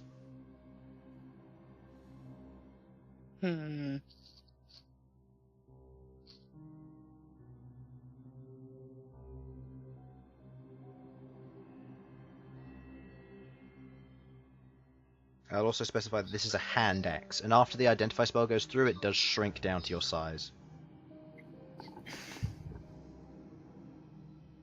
Do you tell us what it does? Yeah. Do you want me to read it? Yes, please. Okay. Axe of Curses. When you hit a creature with this axe, you may bestow a curse on them so long as you understand the enchantment. I can hear myself through you, Sudz. I'm getting an echo. So when you hit a creature with this axe, you may bestow a curse on them so long as you understand the enchantment upon this axe. The bestow curse forces a wisdom saving throw, DC 12. Yeah, that's just the bestow curse spell, which you may then apply the appropriate curse. This weapon has a number of charges, 3 out of 4. Once this weapon uses all of its charges, it loses all magical property and turns to dust. So it's not really that good. No. But he couldn't use it because he didn't understand the enchantment. Yeah. Sasha will grab that, honestly. It's also a thrown weapon as a hand axe. Can so... I put together the pieces on if this thing turned him into a... If it petrified him? There are no bestow curse abilities that would allow that. Okay, so... no. After which you all eat up. You may take a short rest if you wish, and you can go ahead and roll hit die for those who are interested in doing so. Yes. Otherwise, go ahead and, if you have other conversations, go ahead and do those. How much is a hit die? Like a d6? It's It's your hit whatever. die, so as a bard, yours is a d8, and it's plus your constitution modifier for healing. I only took 5 damage from a rock's fall, so I'm fine. Oh, yeah. I'll sleep it off. You've still got the rest of the day to travel as well, if you wish to head straight back to the Skycom Keep. I did Malcolm, do you mind if I grab that axe? I know the bestow curse spell, so I might be able to work out a way to reinstall charges to it. Sure. Go ahead. I mean, I don't need it, so. Are you kidding me? How many? I'm 1 HP short. How many dice did you roll? 5. Okay, so that's all of your charges gone. Yeah. 1 is left. So, you're taking a short rest. You go over to Queglod. Oh yeah, I had temporary HP, I forgot. That's from last time. Yeah, you can get rid of that. Because that wouldn't I did that. exist. Queglod, I forgot to ask you one thing about the enchanting, about the stuff that I gave you to look at for enchanting purposes. Oh yes, go on. The Death Sun's Kiss with the blue flowers on it. Did you happen to find anything interesting about that? I heard that it could possibly be used to make superior healing potions.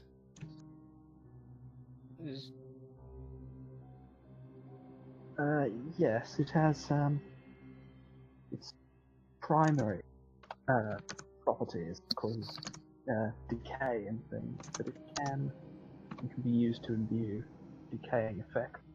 But it does have the capacity to allow more advanced healing. Remind me, it's like, what is it, unlock aspect? Yeah. Yes, you have to have a sufficient number of unlock aspect, and you have to have no other competing abilities to access it. Interesting. So it's a difficult game to play, because you have to get enough unlock aspects without competing abilities to actually get what you're looking for. Once I heard that about it, I started. I set aside an area for it to be grown.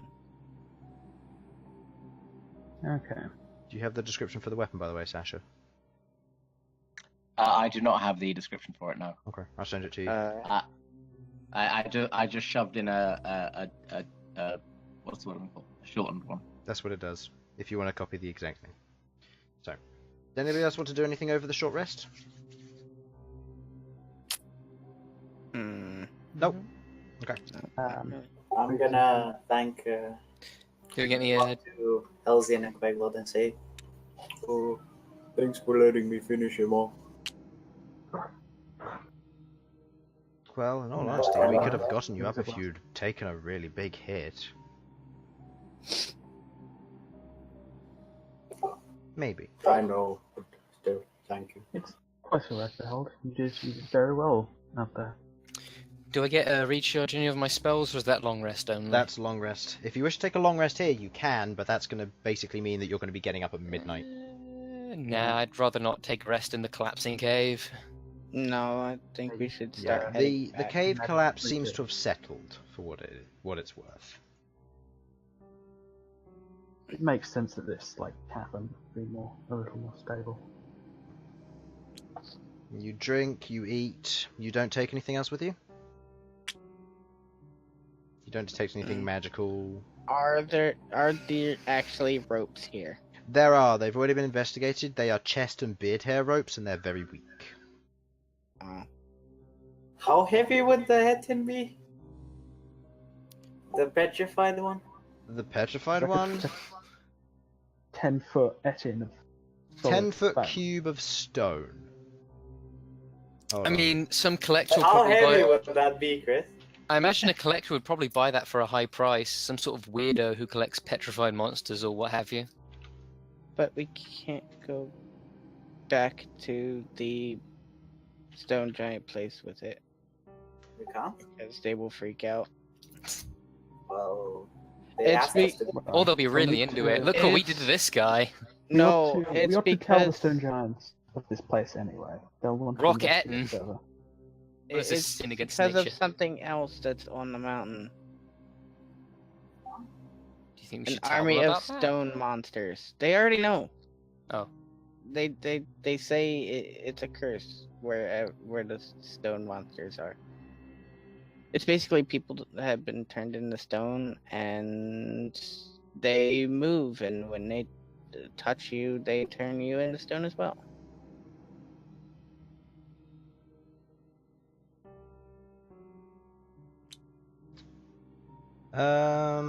Let's go with this. How much would it weigh? It would weigh 9,000 pounds Okay. Nope. by this calculator, which is probably wrong, but it's what I'm going with. It Because might I as don't. well. Because I don't think I can lift 9,000 pounds. Yeah, because actually no, this is correct on what it is because I chose ball solid, which is close enough to what the shape of this is because it's not a full cube. Quantity 1, 10 foot in diameter. Yeah, it weighs exactly 89,905.4074 pounds. Never mind. Right, so about 4.1 tons then. 4.9 tons. Oh wait, no. Did you calculate it differently then, or I don't know. I don't know what pounds to tonnage is. Anyway, as your time here comes to close. Well, I did metric. Oh, okay. Well, that works. Also, I can hear myself again from you, Sudz. I don't know why. What the hell's going on with this? Maybe turn my volume down so I'm not as loud. That might help. Anyway, so what we'll do is we'll take a quick break here, just to sort out some things on our end as well. So we'll take a quick break, and then when we come back, we will continue on, and yeah, so I'll talk with the rest of my players. So, we're back in a mo!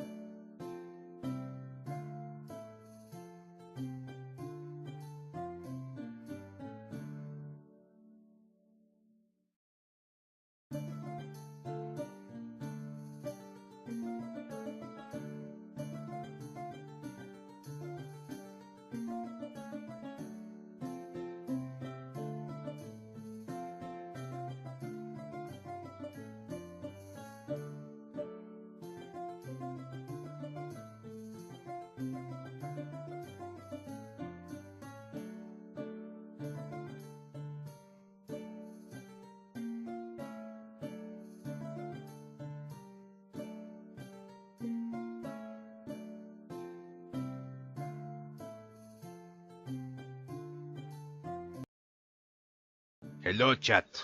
So maybe you can hear me again. Yeah, it's 20. That's more than 25 words. Is it? No. Wait, what? 1, 2, 3. 8, 9, Remember, there's apple in there somewhere. 13, 14, 19, 20, 21, 20. Okay, then just take out 2 this.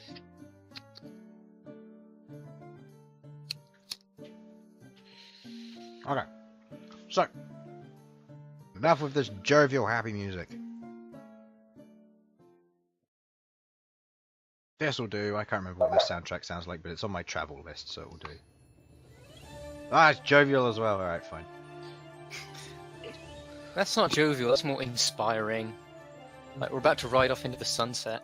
Either way, it's loud. Anyway, Epic. so, as your epic bagpipes. This brings back memories of Creed. You will meet him one day. Anyway, as you gather up your things, and over the course of the next 2 days, you move through the mountains back towards Skycalm Keep. All during this time, it is raining. The clouds kind of gather above, and there's a slow kind of pitter-patter of rain down in this general area. It's not heavy rain by any means, but it's rain nonetheless. You kind of pull your cloaks up, you make sure you're all okay, using Liam's tiny hut as a shield when it comes to sleeping.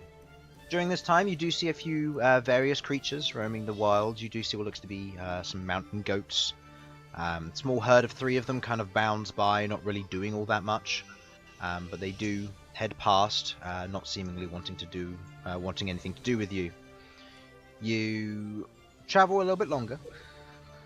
And as you're travelling, Malcom turns to Sasha and asks Sasha to send a message. Saying the words out, Sasha then proceeds to send that message. What do you say? This is being sent to Baroness Payne, and I am sending Malcolm's message. I know the truth, and Queen possibly knows also by now. I have learned about my cousin. You can reply to this. There is a pause for a moment. Before there is a... Okay. I'll keep that in mind. I'm heading back to the Barren Lands. Barren Lands is one word. As the Queen has summoned me. Take care, Prince, and good luck. I regale this to Malcolm.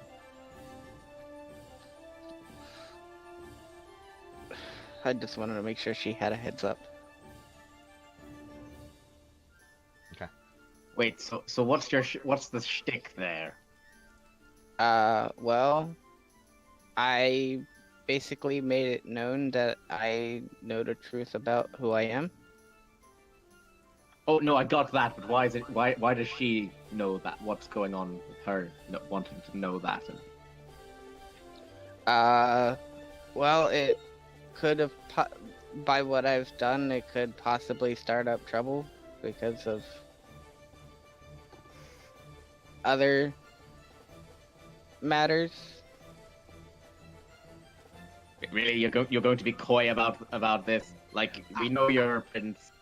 We've been together for it seems like far too long at this point, honestly. We've fought down an evil angel fella and necromancers and 2 months. we 2 whole months. That's more time than that's longer than my longest relationship. Come on. The longest Come on, relationship Malcolm. would be student and teacher. That's what you. No, as in like relationship. Okay, well, I'm gonna need details on that later. All right.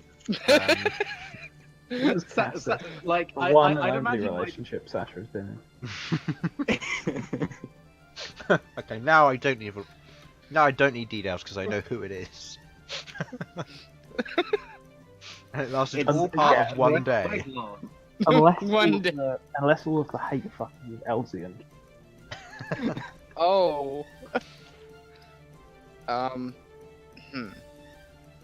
That relationship is perfect. Elsyan's going to cast Illusion on Sasha. Sasha, please make an intelligence saving throw. With advantage, because he won't look back on this and doesn't know.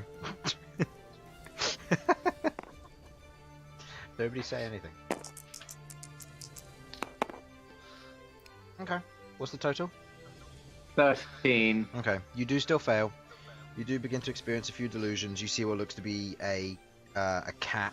It charges at you and just passes straight through you, and you kind of look at Elsyan, he's kind of there grimacing. Don't worry, dearest. I won't give away our secret. Kiss, kiss.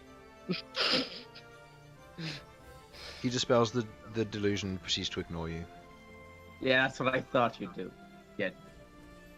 Anyway, as I was saying, really, there's literally no reason to be coy about this. Like what's going to happen? Am I going to tell on you? Like, come on, we're kind of all bound together by destiny and bullshit with the whole Dawn Marshal. Is like, do we really need to keep secrets from each other? Okay, well, what I found out from my father is that the queen wants her daughter to succeed her, but there's a certain guideline that must be followed to succeed the previous rightful heir. Yeah.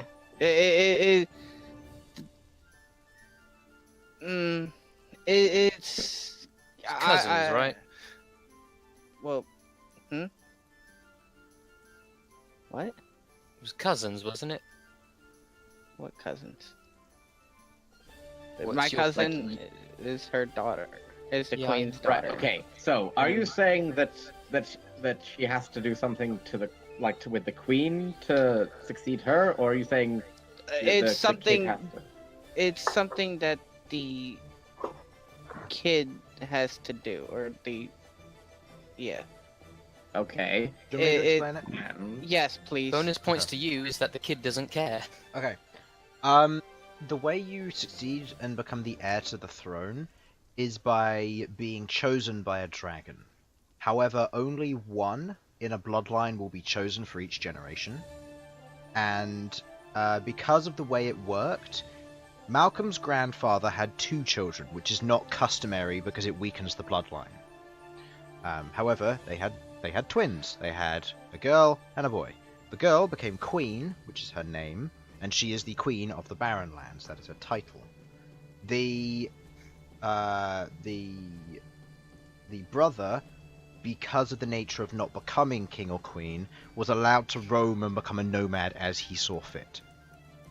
He went out into the world, he got married, and had a child. Same with the queen.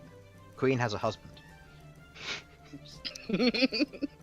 And, yeah, it's a running joke because I'm not giving him a name. He exists, but that's it.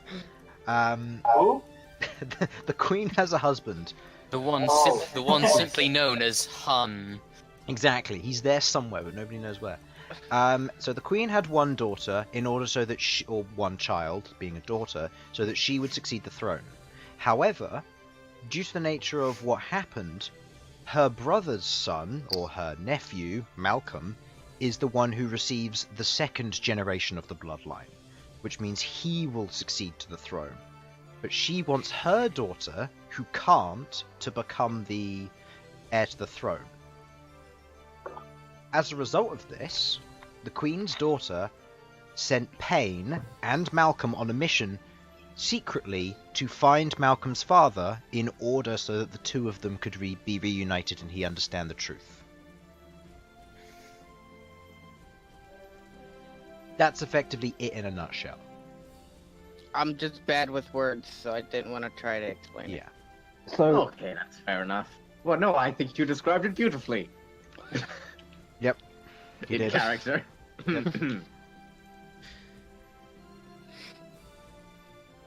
So yeah. effectively, that's what it is. So Malcolm, due to the bloodline, is the one who will succeed to the throne because he has been chosen by a dragon. However, the Queen disagrees with this and wants her daughter to succeed the throne. However, her daughter disagrees with her and wants Malcolm to succeed the throne. Hence why he had to message Yeah, Pain, that's because she messy. was working in cahoots with the Queen's daughter. Because technically she So that's could why be... Pain wasn't in the series. Yeah, technically Pain was recalled to bring Malcolm back because the Queen found out. However, the Pain left Malcolm behind, as he is with you. And so she could technically be branded as a traitor. And now that the Queen knows, because of events, namely him writing his last name on the signature to the documents for the mail house. And as a result, Hurricane had to verify with Baroness Payne whether that, with the Queen, to verify if that was true. So, And she couldn't deny it. and she can't deny it because it's technically true, and if it does, it could sully the relationship between the two militaries. So, now that you know that, you arrive at the outside of the Skycalm Keep. You're spotted from a ways away, and you're greeted by one of the stone giants who goes, yeah, you're allowed to go in. Yuta's waiting for you in the main chamber. We left the doors open so you can get through. Oh, thank you, friend. Thank you. Alright, so I guess we're going to Utah? You head inside, and you head to... you head to Utah. Have we had a long rest yet, by the way? Yes, you would have had a long rest. It's a 2-day travel. Okay, thank good. Yeah, 2-day travel, and it is the first day of winter now. Winter has officially begun, which means higher Winter is chance. no longer coming. Both Winter of my has all of my arrived. hit counts back, right? Yeah, everybody regains hit die. Everybody regains spell slots and psi points. Noted psi points. Yeah, what's my maximum? 6. It's right now that's 6. All right, yeah, okay, I'm fine. You you go inside, traveling along the halls. You don't see the rock dogs currently there. They're probably gone for a walk. It is later in the day when they like to hunt. You kind of travel through. It's mostly barren in here. You head through and into the main chamber, and you see Yuta there alone, currently standing, looking out through one of the portholes. Who's Um, Utah? The stone Shaman. giant shaman, Or the Dreamweaver or the something like that? Dreamweaver, yeah, or the Dream Walker in some cases. And she turns and goes, "Ah, so you've returned. I imagine that you have proof." Behold. What did you say? I imagine Proof. you have proof. Behold the head. Yes, I pull out the heads. She looks at the two heads you pull out. Very good. If you wish to keep those, you can. Otherwise, we'll feed them to the rock dogs. That's up to you. But we have a guide ready for you. You have done well finding and dispatching of them. You may go. Before we head off, slight warning, Lady Utah. Yuta is just One fine. of them, Utah. Oh, right. Well, one of them is one of the Ettins we encountered was petrified. You watch as a very casual smile on her face shifts almost immediately to a frown of concern. I don't believe it. I'm not totally sure if it's related to the others petrified people. The statues further north. Yes, I am aware. Yes. From, I'm not sure if it's related to that since this one didn't move.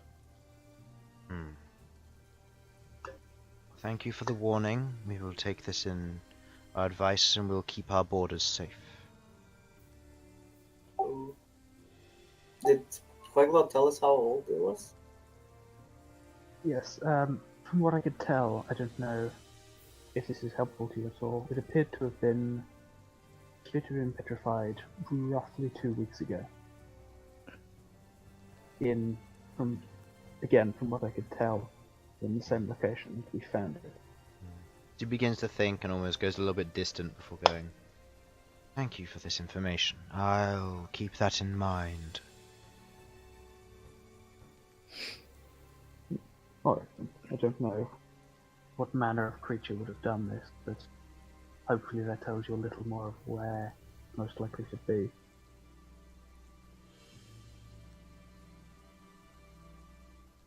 We'll see. At which point another stone giant kind of walks in and goes, "Alright, I'm ready to take you. We're heading north, right?" "No. East. That's the one.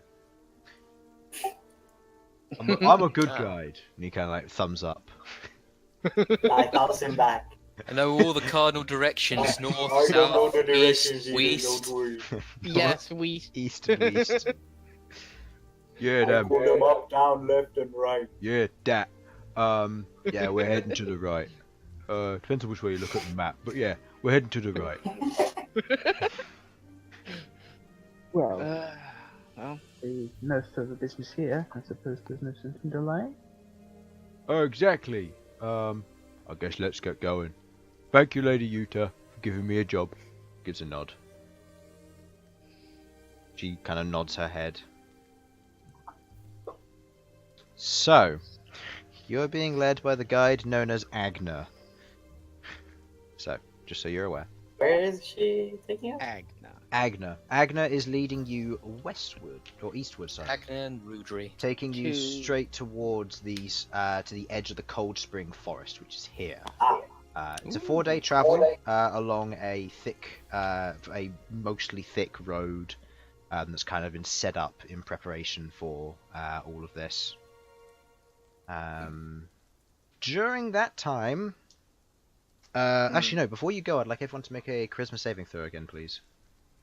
Charisma saving throw. -1 for Elsyan. Okay, you got a natural 7, so you've got 6.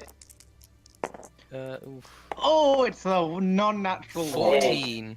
Okay, what's your total? Sasha? 8. 1. A non-natural one. Okay. As you're about to leave, the Yuta goes, "Sasha,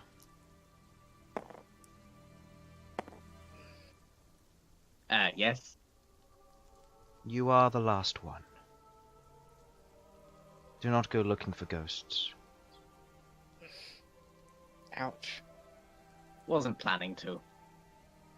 Still, wait, does that include cousins or the cousins that aren't necessarily main family or? You watch as she That's kind of nice. turns, her eyes kind of glaze over white as she turns around and just proceeds to stare out the window again. Well, you know, like an uncle, That's all but you not like a get. related uncle, an uncle who's just sort of a friend of the family. That's all Nah, you get. you know what? No, you know what? No, it's fine. I've met cousin Stanforth and uncle Stefan. Yeah. I know You what you still mean. have no that worries. list of Having- names.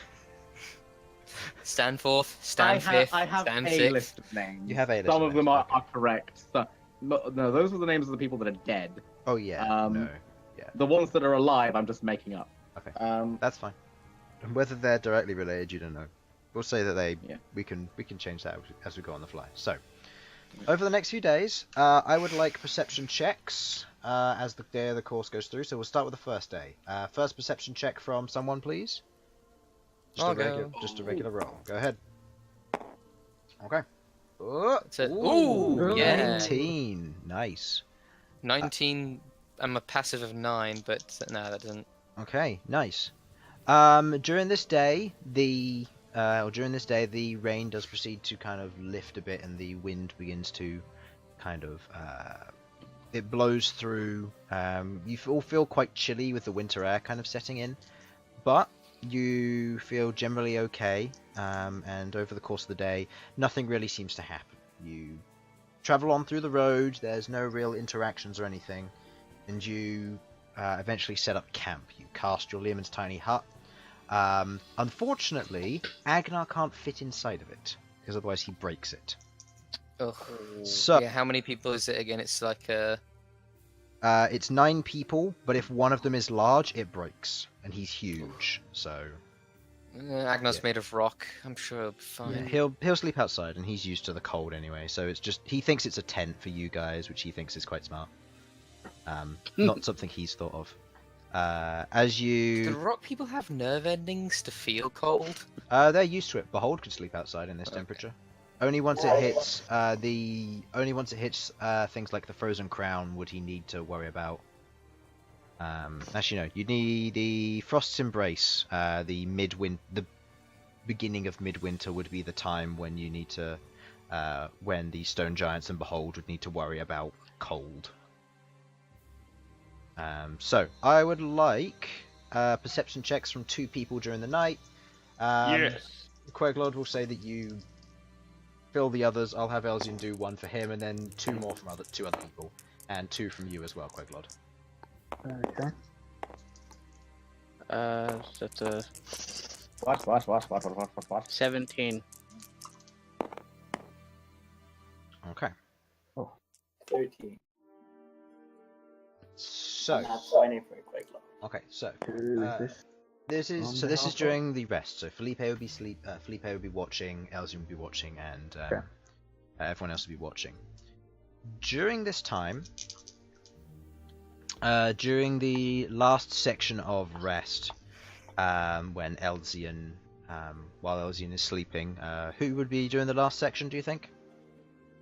Sasha's Probably willing. me. Probably you. Okay. With your perception Yeah. check, as you're kind of waiting, you're preparing breakfast. You're sat there and waiting. Agner is currently what looks to be gathering up his things and preparing. He's had his 6 hours of rest. He was relying on you guys keeping watch. And you see what looks to be as you're looking up, it's kind of windy, and you see what looks to be almost like a cloud formation land on the nearby mountaintop. Hmm. And it kind of shifts a bit. And at a close inspection, make a Arcana check. Arcana. Okay. Thank God I didn't see I was. Total? Arcana. 13. Okay. From this distance, there's a little bit to tell if it's what it might be, but you gather it's some kind of either a storm or a wind elemental. And as you kind of look closely, you see there's a second one that lands next to it, and you watch as the 2 of them begin fighting. You watch as large chunks of rock are lifted up off of the side of this mountain nearby, and they're hurled at each other, scattering and breaking into small particles of dust and rubble, which scatter on either side as they just begin fighting each other. I wish it was me now. And you just watch as they just pummel each other over this, and you eventually watch as one of them kind of does a punch, and you watch as the air around it kind of scatters as it zooms off back into the cloud above, the other one following it. Nice. Some elemental fights. That's Dragon Ball Z Super Saiyan 2 fighting, going into the sky. Yeah, exactly. As this comes around, you wake up from your rest, you've prepared the breakfast, everybody eats, and you move on. Who would like to helm the perception check during the day? Yes. During which, where it is windy today, the wind has brought in what looks to be a cloud bank, along with the air elementals coming in, and the cloud just seems to rest just on the edge of the horizon, kind of just resting over the general area. So there's Cloud. very little sun, but it's just cloud cover. So perception check from someone. Cool. Malcom. Out of 13. Okay. The 2 of you who are keeping an eye out through the course of the day, as you're kind of moving through, you kind of That's a 19. you look around for a little bit. Oops, wrong dice.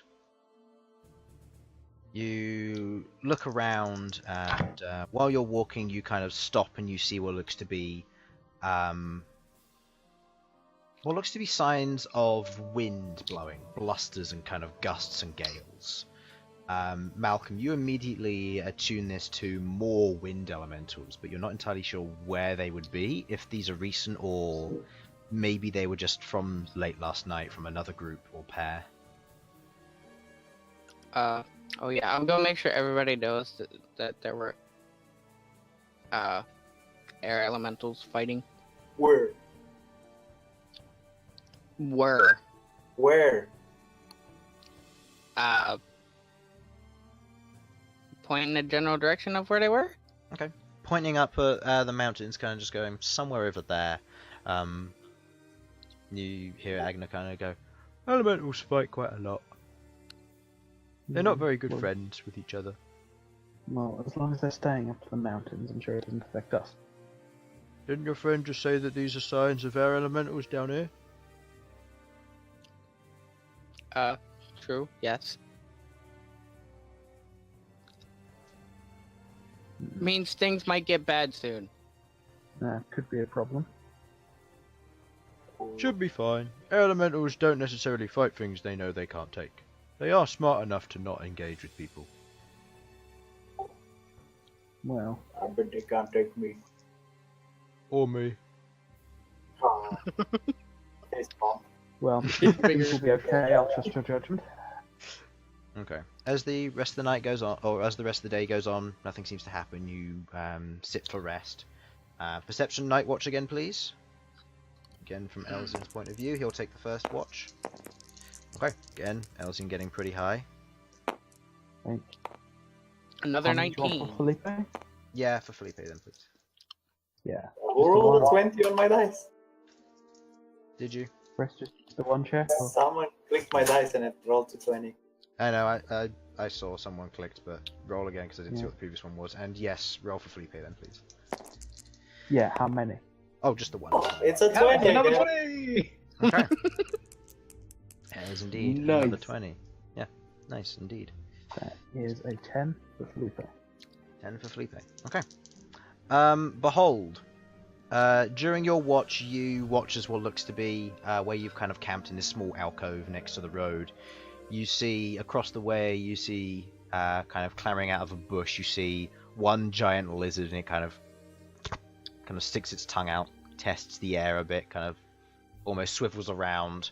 You watch as its one large eye on the side of its head almost like pivots to point at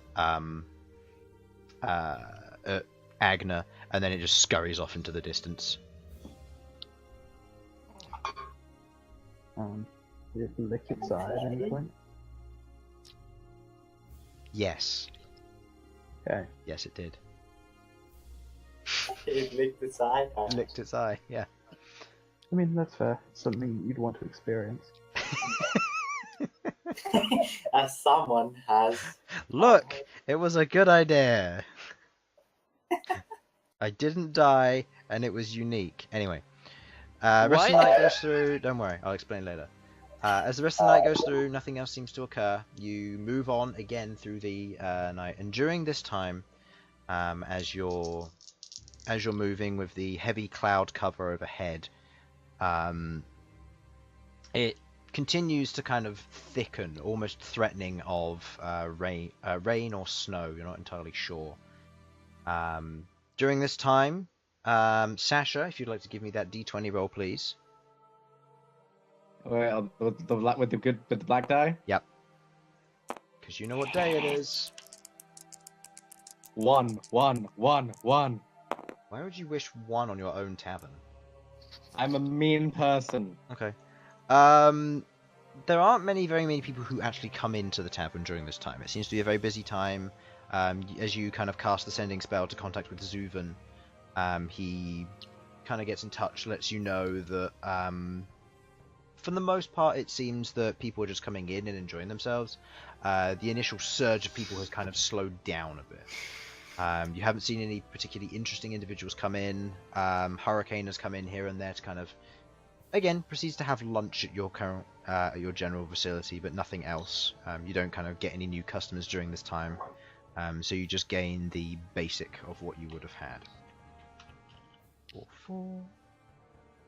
And that equals 781.41. 781.41. There you go. And that's how much you have during that time. During that time, you go about through the day. Over the course of the next day, you proceed to travel for a fair bit. However, nothing really seems to happen as you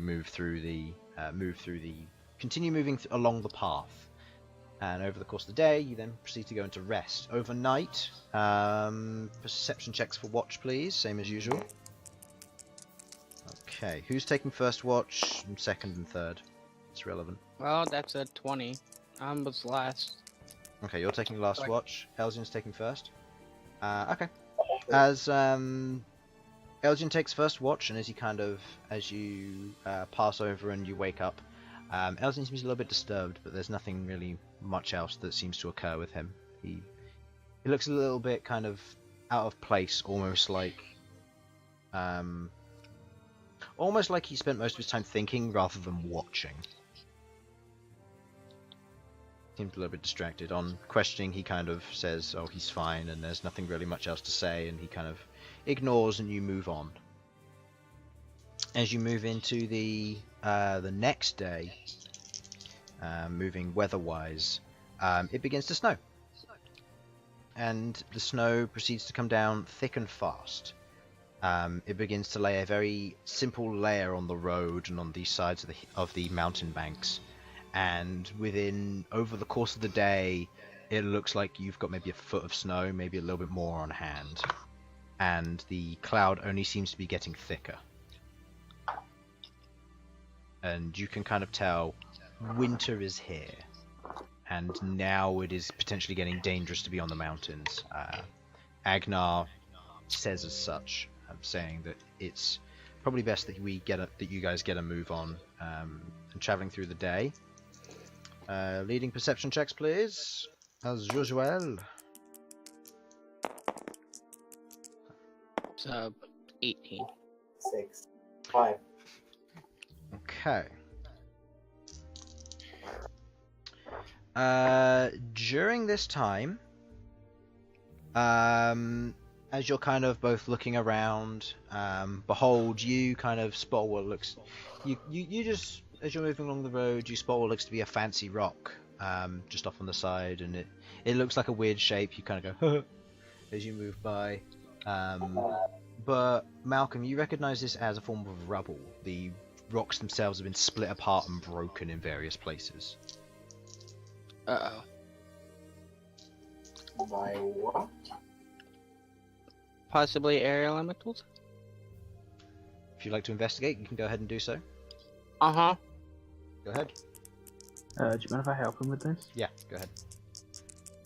As you watch as Malcom kind of walks over. You walk over and it's like, that's a rock. Wait, is that me rolling? It's a fancy rock. Yeah, you roll. Not just a rock. Yeah, Cool. it's a fancy rock. He's yelled over from Bhold. Agnar agrees. What's the total? For my investigation, that would be +5, so 12. Okay. You don't know exactly what caused it, but you kind of look over, and this is very much a kinship to some kind of force being pummeled or pushed into the rock itself. You'd see the same kind of effect from casting Eldritch Blast at it. And you kind of look it over, and you kind of go, "This was broken." You're not sure how long ago. There's no real easy way to tell, but the rock itself, as you begin to look around, probably a good 10-foot rock, and it's been smashed into these tiny pieces, about maybe a foot, maybe a 2 in size at largest.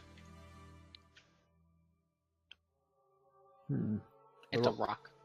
The rocks themselves have been broken off into these various chunks. You pick up one, almost like what's his name? The guy from Harry Potter who casts mind wipe spells. Mind wipe spells. Harlan, you should be able to... Marvin Mindwiper. Mind wipe spells. Harlan? What do you mean? Like the person who did? Like Prisoner of there were a lot of people who cast- Azkaban. No, not Prisoner of Azkaban. The one before. It means the teacher. In The teacher, yeah. His name Lockhart. Yes. Gilderoy Lockhart. Yeah, you That's do cool. like a Gilderoy Oh. Lockhart moment when you pick up a rock and you're like, huh, do you live here? And you just say it out loud and you throw a rock over your shoulder and you kind of go back to Bhold. No, I thought you meant like the Obliviator. No. Yeah. Yeah, Obliviate guy still, but... Yeah. Yeah, there's that moment where you pick up a rock, you just throw it behind you, and you walk on. Do you wish to investigate further? Do I live here? No. Investigation all the way. No. You don't wish to investigate It's further? not impossible to see. Not impossible, It's just it's, a nice I suppose, but it's difficult to tell.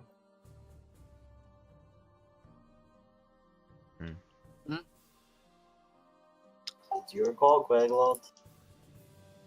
It really is, because I rolled on that one, so I thought it was just a regular rock.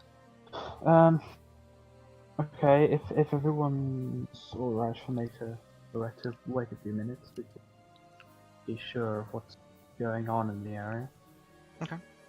I give advantage to Queglod. Okay, Let's have a look around. make a investigation check. I'm going to say because you've already performed one, this will be the disadvantage will be cancelled out by the help from Malcom. So go ahead and make your roll. Just kind of look around a bit more thoroughly. Okay, plus 5 is Yeah, that's 16. You look around and you begin to see what looks to be other signs of something. You kind of look through and you see what looks to be almost like cracked portions of the ground, as if something has smashed into it. You just begin to look around. Make a general arcana check. I'm going to say, Malcom, you can do the same.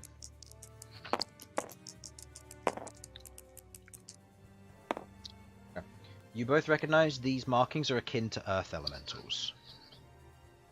So, Yeah, seemingly one of them was having a go at this rock. so now we got earth elementals also. Yeah. Rip. What did the rogue do to him? It was a rock. It looked threatening. It's a fancy rogue. It is now. Maybe it was sculpting. You're not sure. Your mind whizzes off to another world where you see this beautiful earth elemental just there with a hammer and chisel just breaking away at it, and then it just looks at one portion, just whacks it, and the whole bit just falls off in like a beautiful sculpture. You kind of pull How yourself fun back it must be reality. to live in the mind of Bhold. Very true. Oh, don't worry. We had a plan with Chris for Behold's dream. Oh yeah. As you kind of settle on this is probably what it was. Looking at the various dents, kind of understanding. Sasha, I'd like you to make a stone cunning check for me, please. Oh, finally. Oh. Stone cunning. It was It's useful sculpting in all along. mountains. Nope. This earth elemental has made a beautiful sculpture. You're not entirely sure what it is. It looks like it's New Age sculpting. You're not sure though.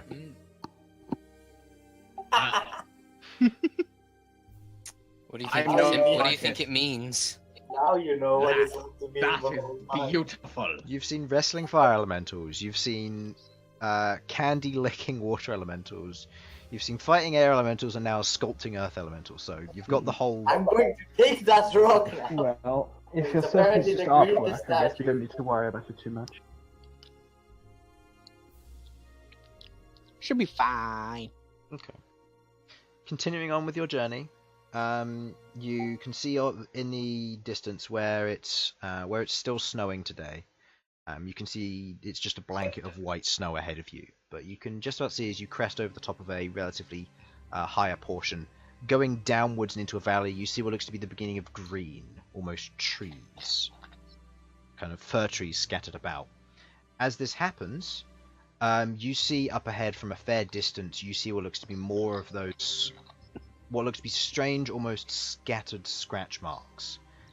And you immediately recognize this as air elemental markings. And as you kind of look around, you stop, and they haven't noticed you yet, but there's two air elementals currently floating around in the general area on either side of this canyon.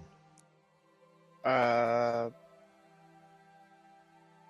without a trace? Yes? Okay. You cast Pass Without a Trace. They haven't seemed to notice you yet, but they're kind of just floating around and seemingly doing various things. They seem to just be almost just minding their own business, like sifting through dirt, that kind of thing. Not really doing anything that kind of attests to their nature. Okay, I would like everybody to make a stealth check, please. Sasha, you have a disadvantage because of heavy armor. Understandable. Remember, you have a +10 to your stealth check. Oh, I'm gonna need it. So let's see. 14 plus Mine is 24. 16. So many almost ones rolled here. Oh, 16. 16's not bad. I gotta With roll a for +10. Arachne too, right? Oh yeah, That's 7. what I counted, yeah. Right. Oh yeah, I gotta roll If it's for a +10, Arachne. then that's and, 29. I gotta roll for Arachne and Orm, right? Okay. Alright, left. Agna got a 27. Alright, left Where'd he one's go? Arachne. Being and the abnormally right one- sneaky for a stone giant. Alright, Arachne got. Let's Arachne and see. Aurum, they probably got pretty high. Remember, Aurum rolls with disadvantage because he's using plate barding. Oh, alright, well So, then 7 reroll or- a one for reroll a one for Arachne.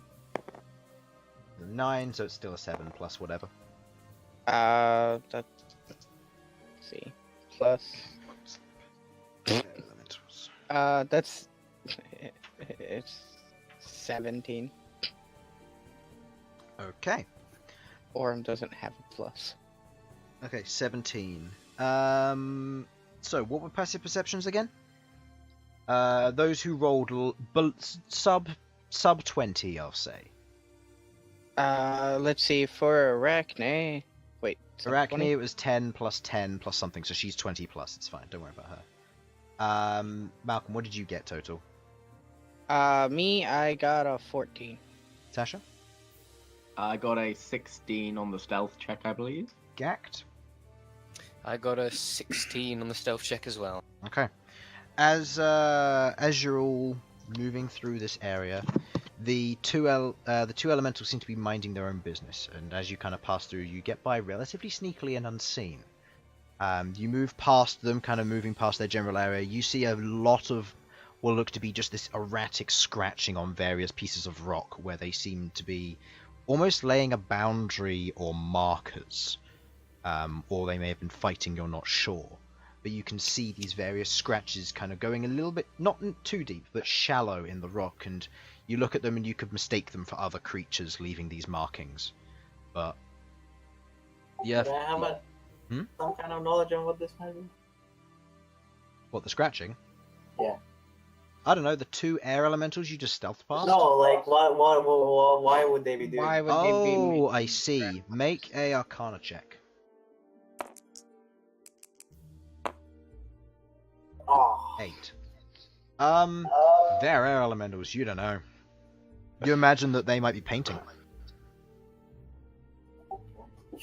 They're Painters, pretty- sculptors, bodybuilders. And What? toffee eaters. These are some pretty good elementals, dude. Very talented. Yeah, no elementals were generally such savant.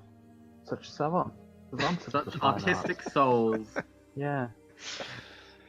Alright, so as you pass by, they seem to be... You seem to pass by fairly unseen. You continue moving on and you reach the edge of the woods, at which point Agna kind of turns around and kind of turns to you and goes, "This is where I leave you. I can't go any further, I'm not allowed to go into forest. It's against our rules, so... if you keep going, it's about another week's journey and then you'll reach the mountains. We just keep going this way. Yeah, if it's very snowy, then it might be a little bit longer. But you just keep going through this forest." Alright. Be careful on your way back. My spell won't affect you after you get so far from me. Okay. That's a natural 19. Yeah. So, Stealth. Give them a good beating if they come for you. I will. He kind of Yeah, turns thank you around for and you your watch help. as he does a tiptoe past them. You just see this large, 18 foot tall stone giant just tiptoeing along the road. The 2 elementals just don't seem to notice him, and then he just goes into a prone sprint, just running away. Little piano keys play as he steps. Just runs down the road.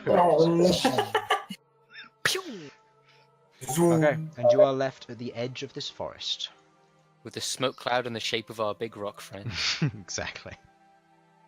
continue forward, I suppose. Okay. Let us go. You continue forward into the woods, and as you continue to go through, you can see that the area around you is completely blanketed snow. The area itself seems to be untouched in terms of like footprints. You see no footprints, no markings, no nothing as you continue moving forward through this general area. There's no signs of elementals from what you can see. And moving forward, it eventually begins to get darker, and you can hear the of owls. Owls are never a good sign. Why is that? Because they are. Owl bears. Owls always appear where there's drama. Hold up. That. So- No. Alright, speak with animals! I can do that. So I can hear what they're saying. Do you have to have line of sight on them?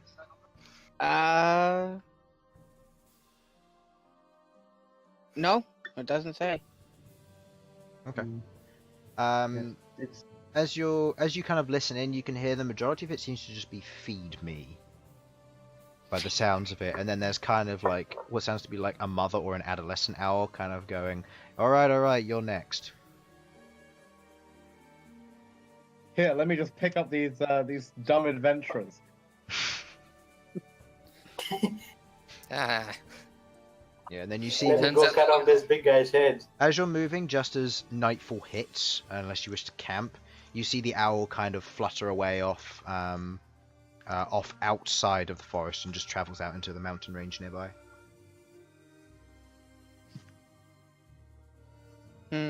Malcolm wants to be nice. Steal the owl. Steal the owl. I said nice, not evil. You lead owl. I mean, what? So, as it goes into the night, are you setting up Lehman's tiny hut again? yep. Okay. Oh no, the harpies are back. They've come to worship the bubble. Not exactly. You Uh-oh. begin to go to sleep and you prepare. The owl kind of flies back and forth a little bit. Who's going to be on first watch? I'll do it. I'm gonna be on. I want to see last, some cool shit at so- work. I want to see some cool shit at night. yeah, you'll have Felipe with you as well. Okay. So Great, first- I get to spend it with the bird. Okay, so first Yeah. watch, go ahead. Ah, almost got that extra trade 20, but it hit my other dice. You're kind of cool. watching out and you kind of look around during this. You've set up your bubble and you're kind of like, okay, I'll take first watch this time. You guys have had it enough.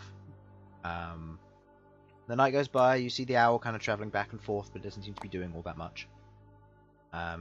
You kind of just sit there, you watch and you wait.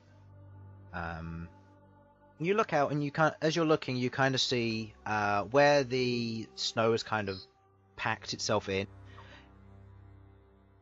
You have a slight realization where you haven't gone that far into the forest yet. You realize that it might be very difficult to actually follow a path with all this snow laying down. And as you begin to think about that, you begin to you begin looking around, knowing you can't leave the bubble. You pass on the watch to the next person. Second watch, go ahead. I guess I'll do it. If I was gonna be doing the last watch, so. Okay. I'm And Elsyan, happy to do any watches Elsyan that will help fly, with the but- middle one because he can. okay, right, I'll do me on the left, Felipe on the right. Okay. Oh boy.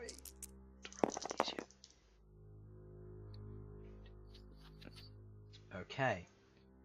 You're sat there and you're kind of listening out. You see the owl kind of move back and forth. You hear off in the distance what sounds to be wolves.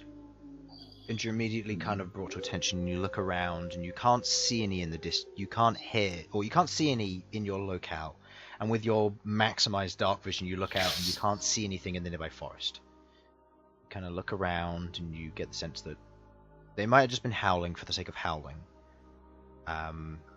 With tonight being the day after a full moon, it would make sense. Or new moon, actually.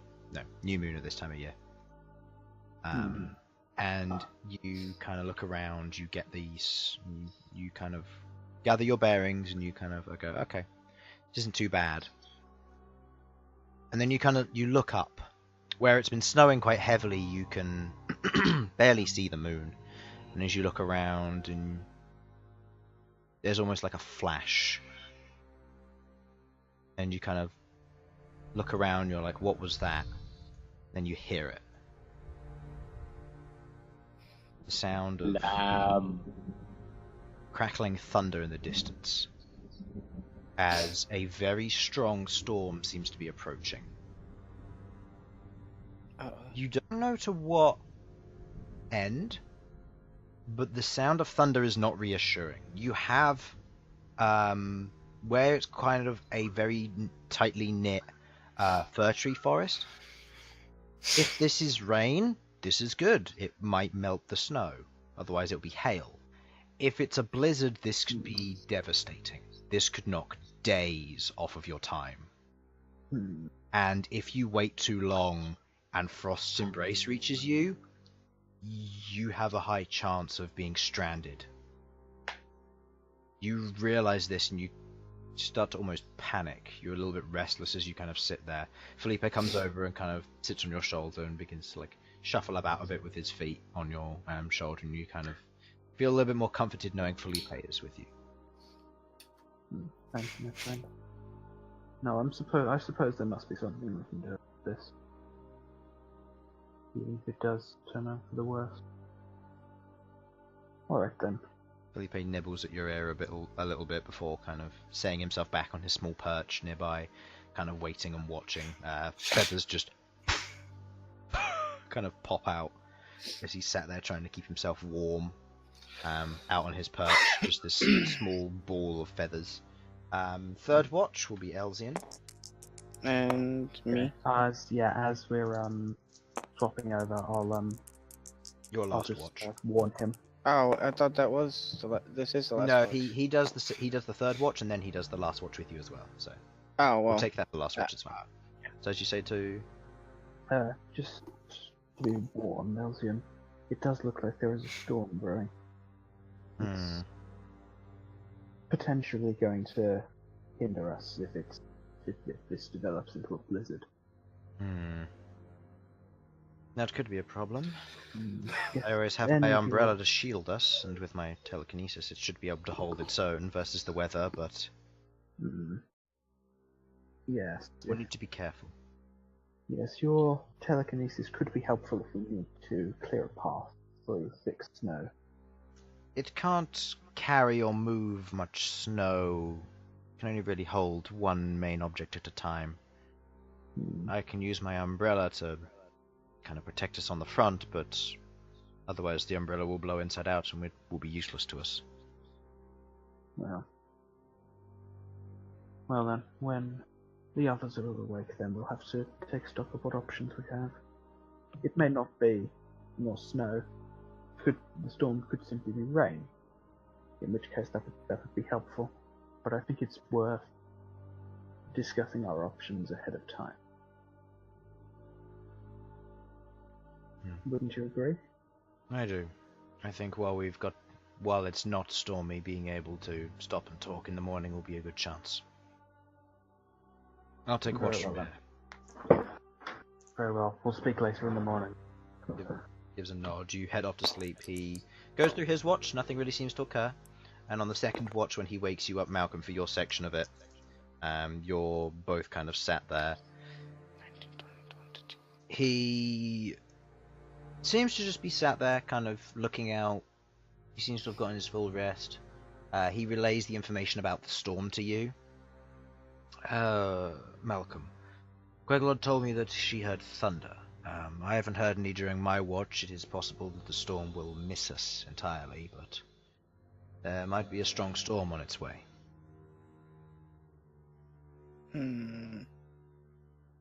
I see. Can I see this? Can I tell if there's a storm coming? With your perception check from what you got, you kind of look up and you can see dark clouds still, where you've had snowfall and it's still snowing. The snow itself getting deeper. By the way, when you use Lemon's tiny hut, the snow underneath you just kind of disappears and melts away, and then it becomes a dry surface. So you just leave this crater of dryness in the middle of snow. And you look up and you can see the dark clouds, the snow kind of slowly falling down in between the pines, and you look out and you can see a much darker black cloud rolling in. If this is indeed a snowfall, then this is going to be heavy. You imagine it could maybe go a meter in height if this is as bad as you've had in previous winters in the Empire. In the mountains, it could be worse.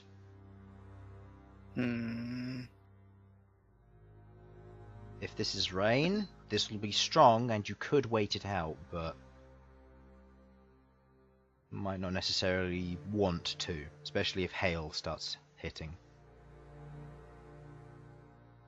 I wouldn't know too much about the mountains, so I wouldn't be able to tell if this would be rain or not. No, with this, it's difficult to tell with the distance it is away from you. General direction of what it's heading, though, it seems that it's heading over the path you want to take. But it doesn't seem to hit you in your current location, from what you can tell. You can't see out in every direction, just certain ones, and the one glimpse you have is the cloud rolling in over a particular region. Alright, I make sure Elsyan knows that. Okay.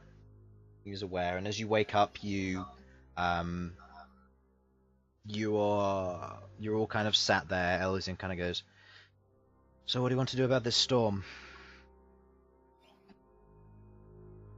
Sasha, Bhold, Ghaakt, we've got a storm on the way. It's fairly strong. We're not sure whether it'll be a blizzard or if it'll be rain. And I can't tell, in all honesty. I can't. I don't think I can do anything about it. It seems to be going in the general direction of the way we want to take. Malcom or Queglod, how much time do you think we'd lose if we waited it out? Alright, how much? Make a survival check. I'd do the same. Okay. Hold 18. apple. Huh? Apple. How explain far more away? in a minute. It's a survival check? That's a 14. 7, so I'm not 14, sure. and your total was an 18. With 14, you kind of get the gist from the size of it. It could depends. It could be here for days, maybe even weeks. Looking at it now, this thing is huge. Like, how long until it reaches us? Reaches you here. The size of it, it would take 3 days to reach your current location. To reach where you're going, it's maybe a couple of hours away from hitting it. From what you can tell, Bhold, with your general understanding, you've seen storms like this before. You're used to heavy rain. You'd be looking at coastal tropical storm levels, but in the highlands they come with thunder and lightning, forest fires, mass torrential downpour, meters of rain. If this is snow, this could be potentially devastating to your journey, where even you would have difficulty seeing over the top of it. This might be carving through snow rather than pulling yourself through it. Before we head out of this, I want to see if I can kind of get a little bit of a closer look with Featherwing. Okay. Featherwing flies up above the fir trees, and looking out, this thing spans the horizon. Can I pick up? This is at least a week's worth of whatever. I'd say, Bhold, with your survival check and your understanding of mountains, this is going to be snow. So this is really bad.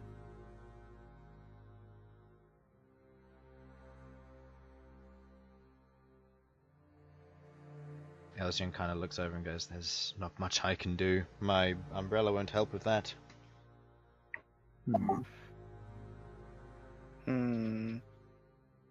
How long would it last, did you say? At least a week. Mm-hmm. At your current rate, and with the time you have exactly 1 month until Frost's Embrace begins.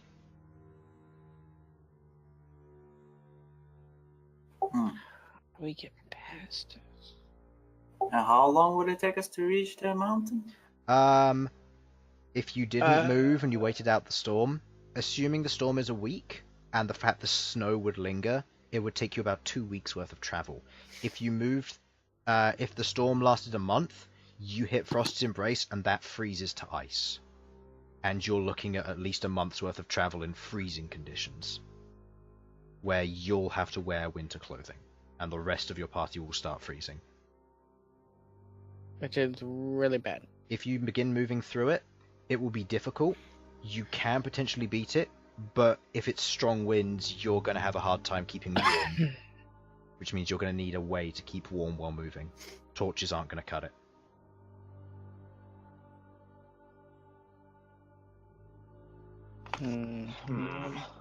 Moving.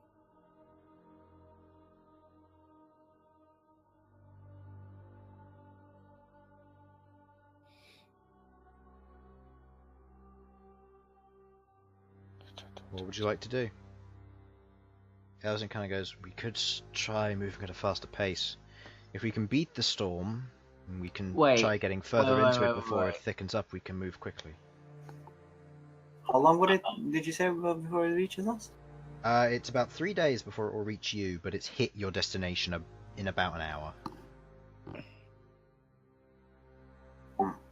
How long would it take to travel through the storm? Depending on how you guys do with like wind resistance, if you can raise Leomund's tiny hut, which notably, if you can't, then because of concentration, then you won't have access to it.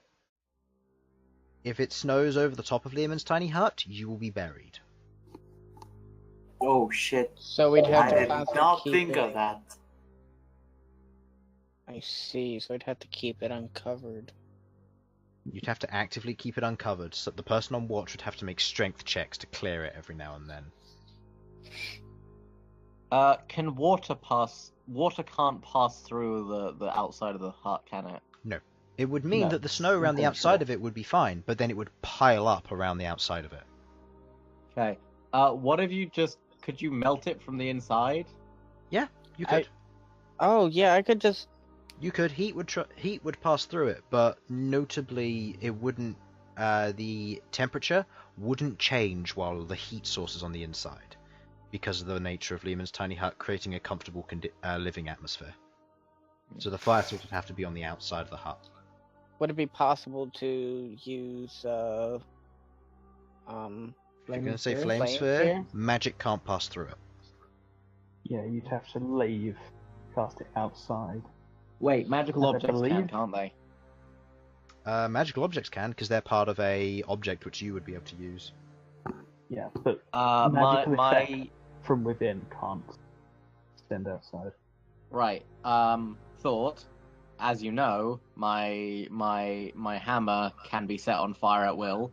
Yep. That is not limited to myself. I Nope. don't believe, and it won't be put out. It can be And it- used. It can be used as a torch for all intents and purposes. That way we don't waste any torches, and it might be able to melt the larger bits of snow on the top. And as you know, if you get snow wet, it becomes not snow. And then it freezes and becomes ice. But it's also on a dome. That is true. However, if Like, you are how encased in ice, how much traction do magic domes have? oh, Would it just it slip would off? it would just slide off the side, but then you would be encased in ice around the dome because you'd have to purposefully create a melted section.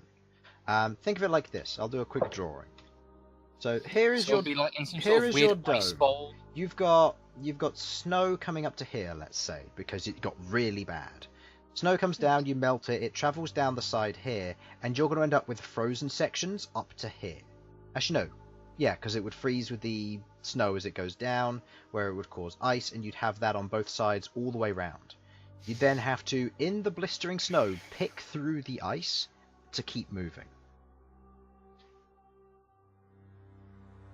You're in a very dangerous and very difficult situation. You don't know how long this will last, and you don't know what you'll have at your disposal.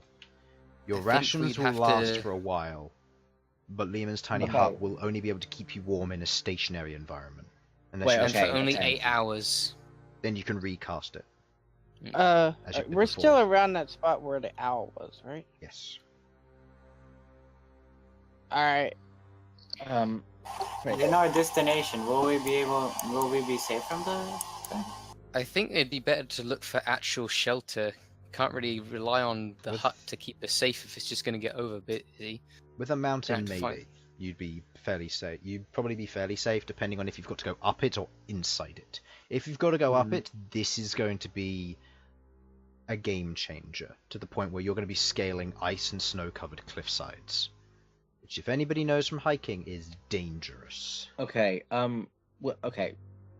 If we were to like specifically go against the direction that the storm is heading and go straight through it to try and come out the other side, how long would that take? With it lasting at least a week.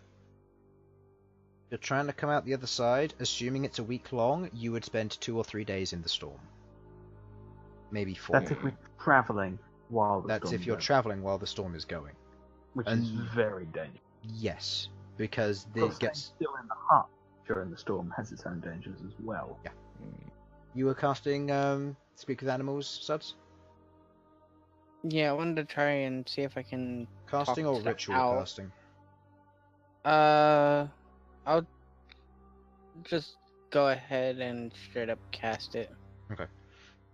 You cast it, and the owl is currently sat there. It's currently roosting. It's currently got its its eyes closed as it's sat there. You can see the hole where it's fairly well sheltered within this small kind of like nook and knot of the tree. When I heard it talk before, could I tell if it was male or female? Female. Female. It's a mother. It is a mother. Mrs. Owl. Can you hear me, Mrs. Owl? You watch as one eye opens and she kind of looks over and goes, "It's Miss Owl, my husband is dead." No, it is Mrs. Owl. Yeah. She kind of looks over and goes, "Oh, what would you like? Who are you? Who? What would you like? My name is Malcom, and we were trying to get to the mountain in that direction. The big mountain? And there's a storm coming. Do you know if there's any way to get to the mountain that's relatively safe? The mountain is dangerous, and if there's a storm coming, with the storm coming at this time, there won't be any chance to hunt, move, or fly. I would suggest go back to your homes.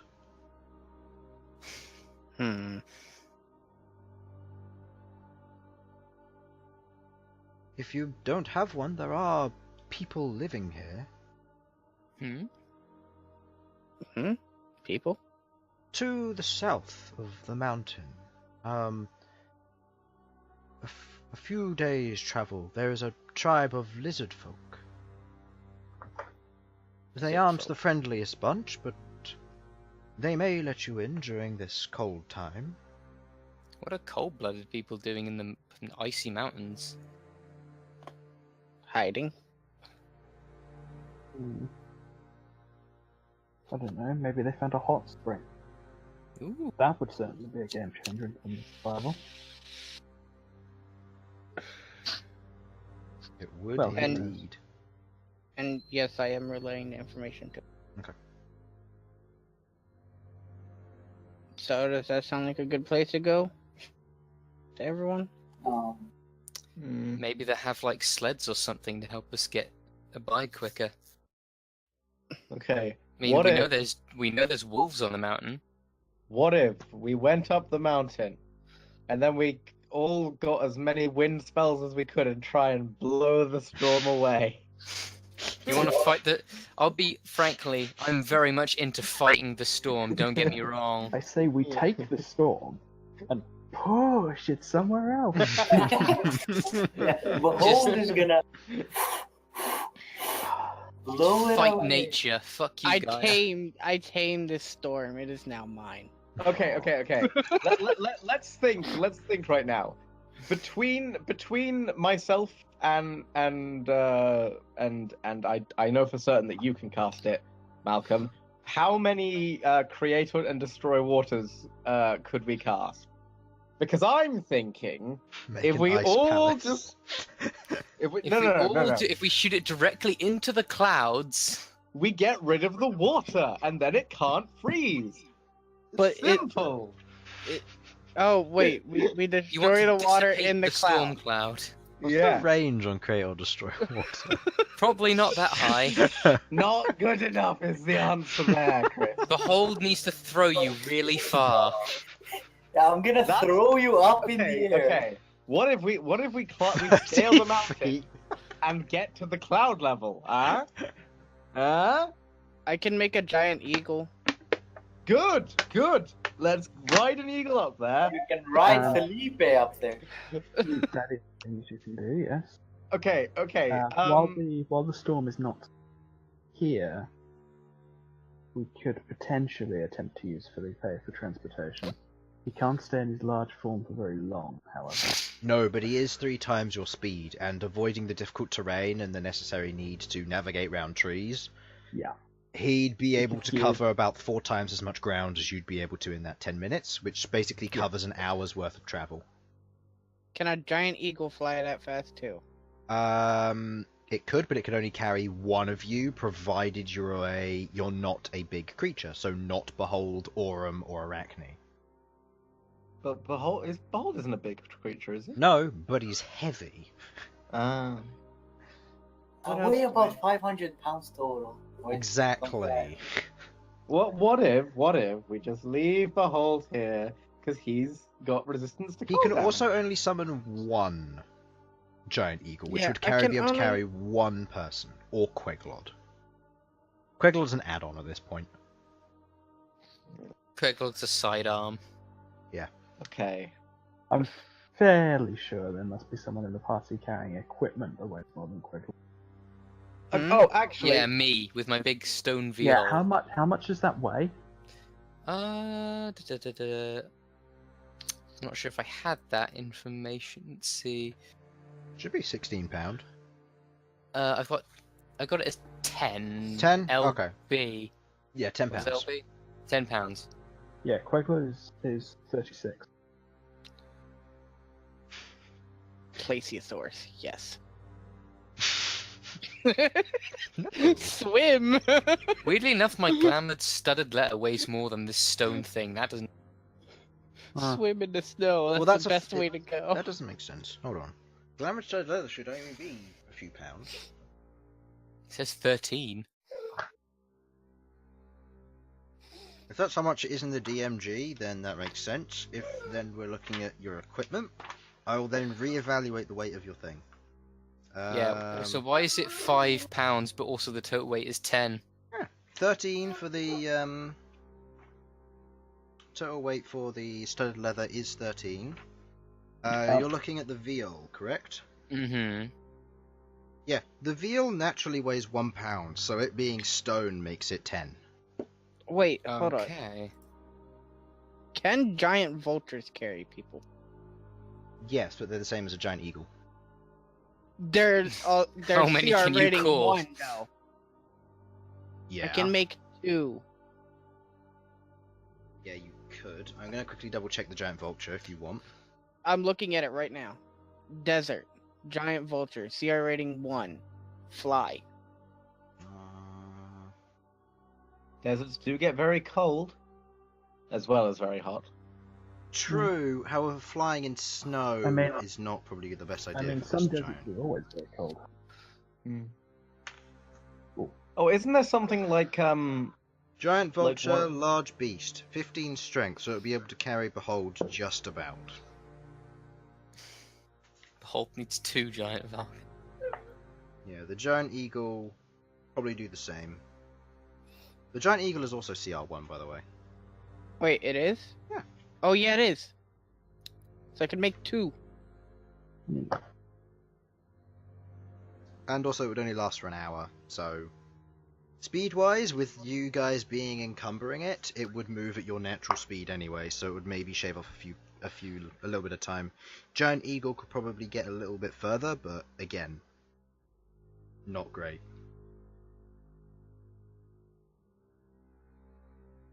Thing is, if we take a bit too much time, then the freezing thing will happen.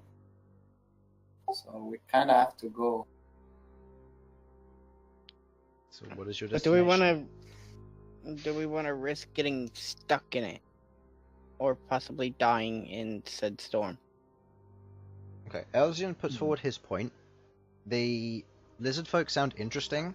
It could potentially be very good to go there because they have a way of surviving in this territory, in this kind of terrain.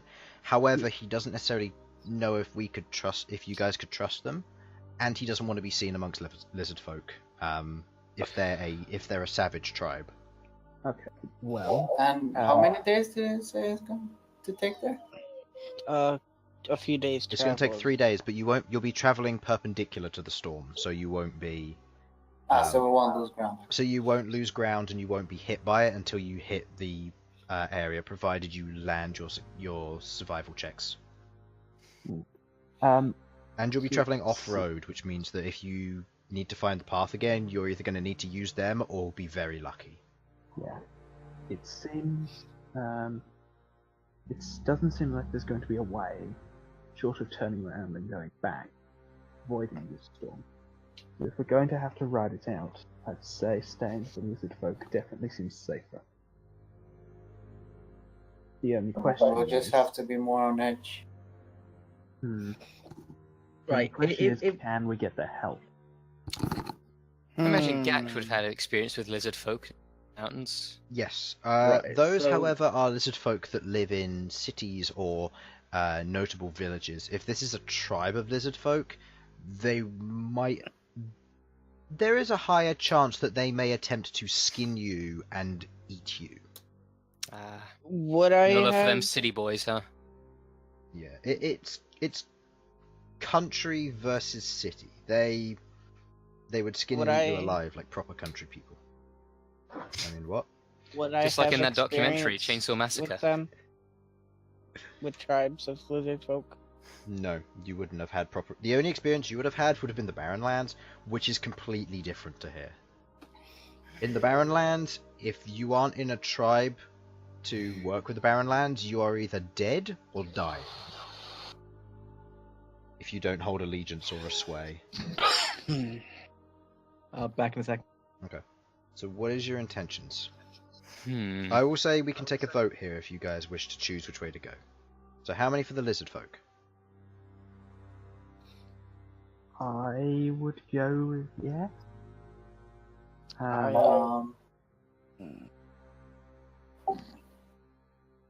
Who for riding out the storm? Riding Riding Does that out mean the storm going is in through it? Going through it, yes. I don't like that idea. Sounds terrible. How about waiting out the storm? So waiting here? Sounds better than me. Behold? Third one sounds the best right now. Yeah, there's not really much else we can actually really do. And besides for going to the lizard folk, but that's a possibility of just dying there. It's try to survive the storm with the lizard folk, or try to survive it with Learman's tiny hut. Unless you want to look around for natural. But that takes time. I with the still- You possibility could that try you and might find a fail. cave around here. I still have Speak with Animals up, right? Talking to the owl. I'd say at this point it's probably worn off. Alright, I'm gonna redo Actually, it no, again. you know what? We'll just say it's at the tail end of it because it's 10 minutes, so yeah. Mrs. Al, do you know if there are any caves or anything around here that could possibly be used for shelter?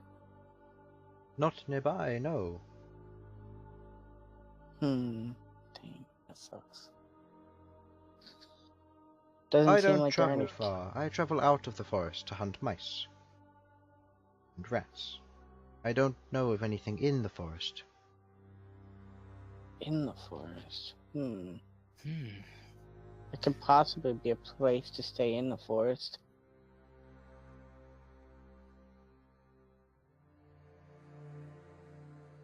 If we want to stay here and ride out the storm, then we can possibly take a we look should probably around. prepare for it.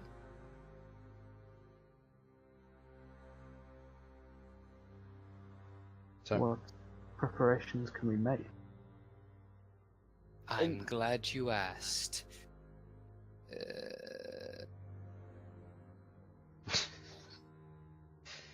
Who's got a good survival check? Me?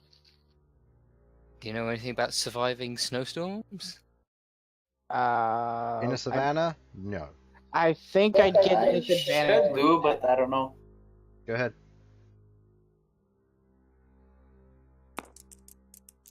I must have.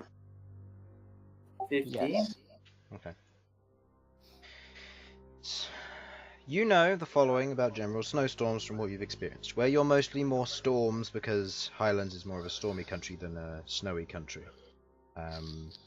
You know that snow can be very dangerous. If you are caught underneath snow, you will suffocate.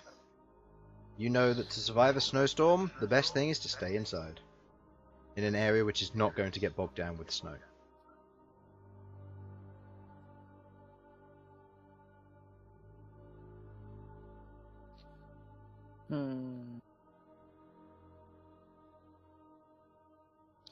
Ooh, question for you, Chris. I'll send it to you in just Or just ask me now, while everyone's quiet.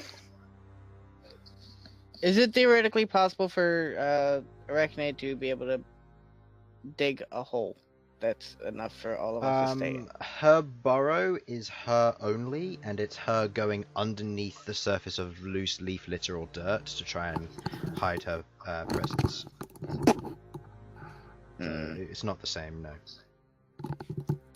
What? Can I make anything that digs? Behold. What was your... Yes. Make me a survival check.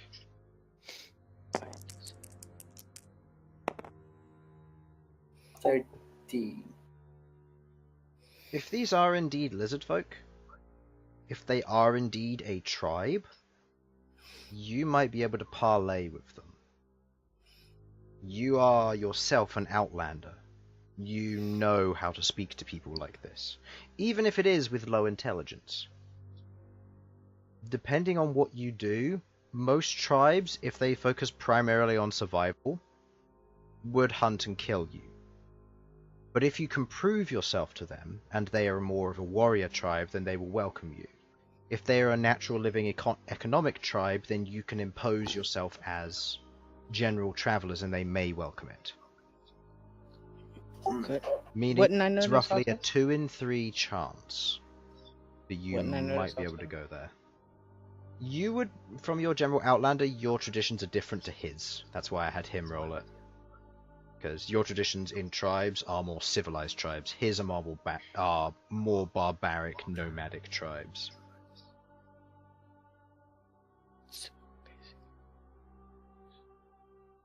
What would you like to do? Well, I guess I changed mine to lizard folk. And that makes it 2 to... 2 to 2. If you're confident that you can get through to them, Behold. It seems the wisest course of action Should to be make. able to. Bigger chance. Fine, I guess. Just to make it so that we just have a decision made, we can go to the lizard folk. Relevantly, did Harlan leave? I don't know. He hasn't come back yet, so... Yeah, he's deafened himself, I think. I Yeah, don't well, he's think he's muted. deafened I don't know himself, if he knows. Oh, if he's he's just muted. muted now. I don't know. but Yeah, he just moved into I his now, changed so- mine to lizard folk, so we can just go to lizard folk. You begin making your way Actually, I'm gonna ask, in which general direction west, does? or southwest, you were told. Okay. So since I have a general description, so it's good. Unless anybody else has any further points to put forward. Wait, what's this about? About the direction you're going. I'm fine. Okay, so you're going to move out? Yeah, guess so. Sure. Yeah, we'll head towards the We'll try and head in the direction of the lizard folk.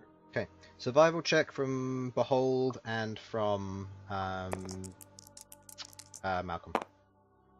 19. 19.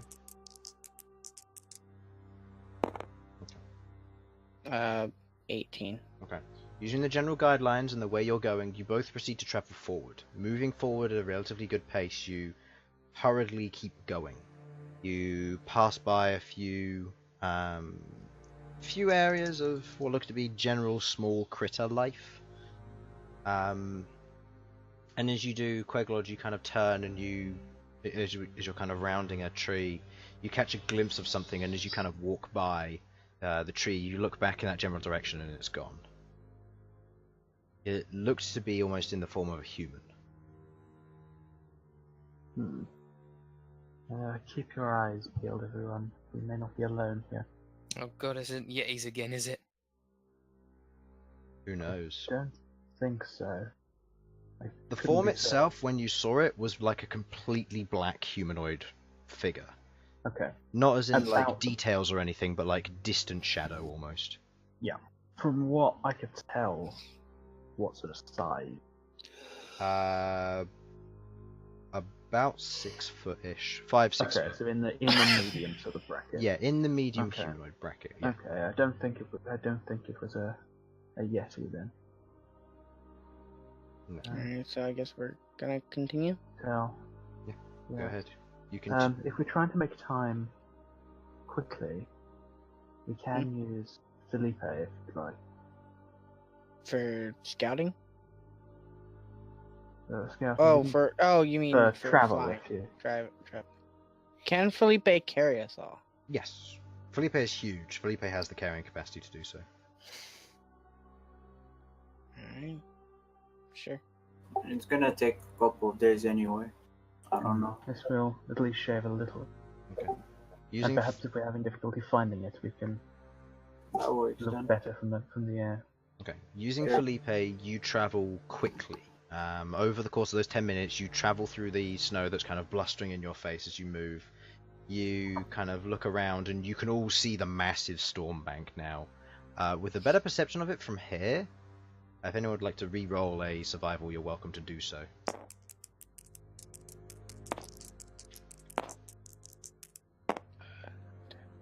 21. Okay. 60. You get a better understanding of this now. You get a proper look at it from here. Previously, where you were looking at the ground from Behold, you see this and you're like, okay, this thing's big. This is going to last, rough estimate, about 2 weeks. If that is purely snow, you're going maybe into 2 meters of snow territory. And how far away is the thing we're going to? A week? The distance to the mountain, which you can just about see on the horizon now, is a week, and it is already part of the storm. The road you were attempting to follow, which you have now gone off from, it's about a week's worth of travel previously with light snow following the path, making sure that you're going the right way. And the way to the lizard folk, from what you know, is 3 days by how the owl flies. And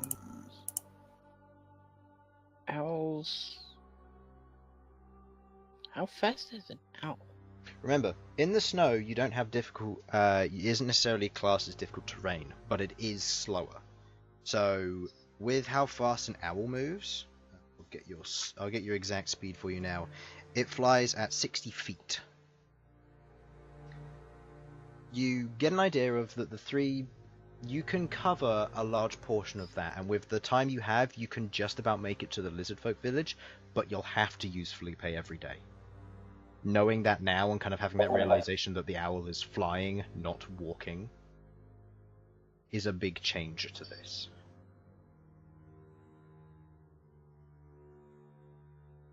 You keep going? Yeah, let's keep going. Okay. You keep going, and over the course of the next little bit, you're looking around. Felipe lands. As Felipe lands, you kind of look around, and you see another one of those forms. And as you quickly turn, you see what looks to be a mountain goat currently, like rutting its head through the snow, looking for grass. And Queglod, you kind of sigh as Felipe lands, and Felipe transforms, and you all get off, and you continue moving. Mountain goat is startled and just dashes off. I'm Suppose gonna that's talk to that thing. Normal reaction. Yeah, giant bird lands in the middle of the forest next to it. It's probably going to run away. Yeah. You keep moving, and as the night begins to draw in, you set up Lehman's tiny hut again? Yep. Okay. I would like everyone to roll for keeping watch then, please. Who would like to take first watch? Elsyan will take third and fourth, as usual. So first watch on you, Bhold. I'm taking Let me last. roll for the. Alright, 21. 20. Okay. Ghaakt, did you want to take second? Yep. So, Bhold, as you're kind of sat there, you're kind of like minding your own business. It's nice and warm in here. It's used to what you know. Hold on, what's these messages you're sending me? Sorry for how long that took. Tell me what. Oh, Harlan's back. I guess what we'll give them. Made With up our regards mind. to what you would know, Infernal, about lizard folk, are generally very more. If they are from Sudz's, from Malcolm's knowledge and from your knowledge, you know that lizard folk are usually a warring tribe. This means that they will hunt nearby tribes for food if they are of other races, and they will fight other lizard folk of a different scale color. The scale being very relevant to how resistant they are to hot and cold. You also know that there are lizard folk tribes in the Highlands that are notorious for overcoming cities in a very unique way, where they will, where their shamans will disguise an entire tribe as humans, walk in, and murder everybody in their sleep. Fun! Ah. The shamans themselves have to be extremely powerful, and we're talking massive tribes when it gets to this level. Going into like Trojan horse style of combat. Usually, some of the large cities will have countermeasures to prevent this. You are aware that lizard folk are very dangerous when it comes down to it, and they will hunt quite happily. You kind of think the thing that might best please them, if anything, a fight or a free meal. You know that lizard folk like to eat meat. They are through and through carnivores. As you watch, however, and you're kind of thinking about this, out of the corner of your eye you catch something, and you look over and you can see what looks to be a humanoid form just standing there. And then as you focus on it a bit better, it kind of moves behind a tree. Off in the distance, your dark vision just about able to catch it. Who? Behold. Oh. He's just watching us. As you kind of look over and you kind of focus on it a bit more, the form kind of moves behind a tree and it disappears out of sight.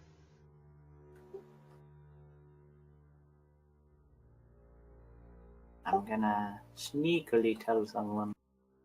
Okay, who'd you tell? I tell Malcom. He's next in watch, right? Or is it Ghaakt? Mm-hmm. It's Ghaakt next in watch. If it's Ghaakt, I'll tell Ghaakt. Okay.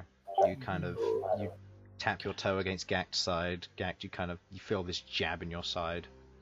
Yeah. What? There was a humanoid form over in the trees there. He just disappeared, just as I saw. He's still watching us. It gives me the willies. Be careful. Yeah. Ghaakt, as you look out, you kind of look around and you kind of you just look over the area, and as you look, you can see another one. You can see a humanoid form again, and as you kind of see it, it darts behind a tree and disappears.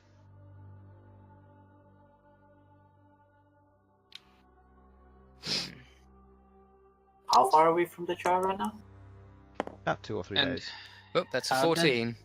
Yeah, you look at it and you get a little bit better of a closer look, and as you look, it's humanoid in structure. You kind of get a better look, and it's difficult to tell from this distance what race it might be. You can't see any like identifications of clothing. It's very dark, and it Does it is. seem to have a tail? You can't tell from this distance. It's difficult to tell, and as you kind of look over, you can't see the prints from here if it left any.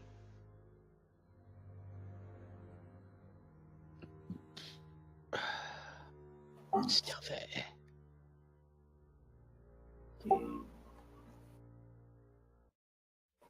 Ghaakt, you know that your Leomund's tiny hut is impervious to attacks. You know that.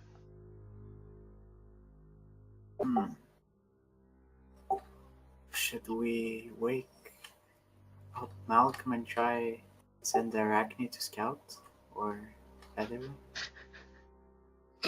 Yeah. Send Arachne to scout. She's bigger now. Oh yeah, that's true. Fuck! I mean, I can scout. That's Yeah, that's better, true. Malcolm. Yeah. Well, wake Malcom up. Yo, Malcom. As there's some humanoid forms watching us. You wanna go check them out? Elsyan want me to draws go consciousness find at this point, kind of pulling himself out of his like mental activities, and kind of goes, "What's going on?" There was a humanoid form watching us. I don't know if it's just one or many. Was it the same one the Ghaakt saw? Or? You don't know. It's difficult to tell because from this distance it's almost formless, and you're finding it difficult to kind of see what they are. Red orb, 100 feet. Okay, use the red orb. You can't sense anything nearby, Alright. other than your companions, obviously. I can't sense any right now within 100 feet of me. Did it look like the ones that you saw were closer than that? I didn't see the ones earlier. I thought you saw one and then he saw one. Oh, yeah. You said like the ones earlier. We didn't see the ones earlier. I mean, like, you saw a humanoid figure. Yes, it was He saw a hiding. humanoid figure. Did it look like it was closer than 100 feet? Did it, Chris? No, it looked very distant. So it could be out there. Okay. Actually, no. With your Alright. dark vision, no. With the range, you would have seen it, and it would definitely be within your range of the orb. Yeah, it would have been in range. So there's nothing. If I saw it, it was within 60 feet. What's Elsyan's perception? Elsyan's lot. perception is a +6. He watches, he looks out, and he goes, "There's another one." And as Where? as each of you look over, you can't see anything, but Elsyan's like, it just darted behind a tree. And you see he's looking over in a different direction compared to you two. Which Oh. direction? He's looking the opposite direction on the other side of you all. So if you want to say anything about a 1 o'clock facing and a 7 o'clock facing. Alright, let's see. Alright, I'll try to get a better look. It is nighttime, right? Harlan did it is raise a good nighttime, point. Hmm? The tiny hut blocks all magic effects. Oh yeah. That means Hence I'd have why to go your orb outside to do didn't work. Yeah. it. And you, I kind of realized that yeah, after he said it. yeah, it's like, oh yeah, it's within Yeah, range, you it's could, within 60 feet, and it's like, I didn't know that. If I turned into something, Okay. could I fly through it? Yeah. Okay. yeah, because it's Well- your physical form. That's fine. Using magic Alright. effects is fine. Your path without a trace wouldn't extend more than 10 feet, which means once you leave the area, everybody inside can't make the stealth check. But, again, Yeah, but like he- they really need to. Yeah. I'm He's going. looking. Something else to note, by the way, which Ghaakt, you're awake so you know this. The orb you've currently set to white, it is opaque from the outside. These creatures can't see you. Say again, sorry? But they do know that we're there. Something that Ghaakt, you would know. The orb you have made, the Lemon's tiny hut, is opaque. It is white from the outside. They wouldn't necessarily be able to see you. Alright. If there's something out there, I'll try. Even to the guy on find watch, it. they can't see, right? Wide on wide. Or the guy on watch be seen or It's no? transparent from the inside. Ah, yeah. So, So we you don't guys need- can sit there and you can look out into the world, but anything that walks past just sees this Yeah. white bubble. Okay, so they wouldn't know we're there. But they know How that would they something. know we're looking at them? Exactly. They keep darting behind trees every time we see them, which Suggest means they that can they see that we're can seeing them. see. So I have X-ray vision. I don't know what that is. Malcolm, you guys Thing want is, me to it's go not- find it's- this thing? It's not even a true sight because this is a physical block. Yeah. You guys do want me to see it and go find it. Well, if it can. We can If say if you so- want, Elsyan has woken everybody up because this is an urgent matter. So Elsyan's woken everybody up, so everybody is awake at this point. Do you guys want me to go find what it They is? can see that you're gonna turn into a thing and go out. I would like those who haven't made perception checks to make perception checks. I haven't made one, Okay. so I'm gonna make one. I'm gonna since I have quite good Alright, insight, I'm gonna that's have a to really pay That's a attention 5 to on my part. so that's that a I can have a 22. not terrible You're perception. welcome. Oh, it doesn't matter. Okay, on your part, Sasha, you look out and it's very difficult. Even though you've got good dark vision, you look out and you're like, I can't see anything. Queglod, as you look out, you kind of look around and you can't seem to see anything at this immediate moment. Malcom, as you kind of look out, you see out of the corner of your eye, you see a form again, a dark kind of humanoid form. And as you kind of look immediately to look at it, you watch as the last tail end of it kind of disappears behind the tree. Tail, you said. Tail. No, tail end. So I know. if it was anything, it looked like a cloak almost. Oh. Okay. I'm going to turn into an owl, I guess. Swoop silently. Are you gonna pass without a trace beforehand? Oh, I guess I can do. Yeah, pass without a trace and an owl. Okay, go ahead and make a Pass stealth without check. an owl. A stealth check. An owl uses its stealth check. As an owl, you receive the following benefits. You get... Where's owl? You get a +3. So this would be +13 to Plus whatever you roll. 13. Oh, 27. 27.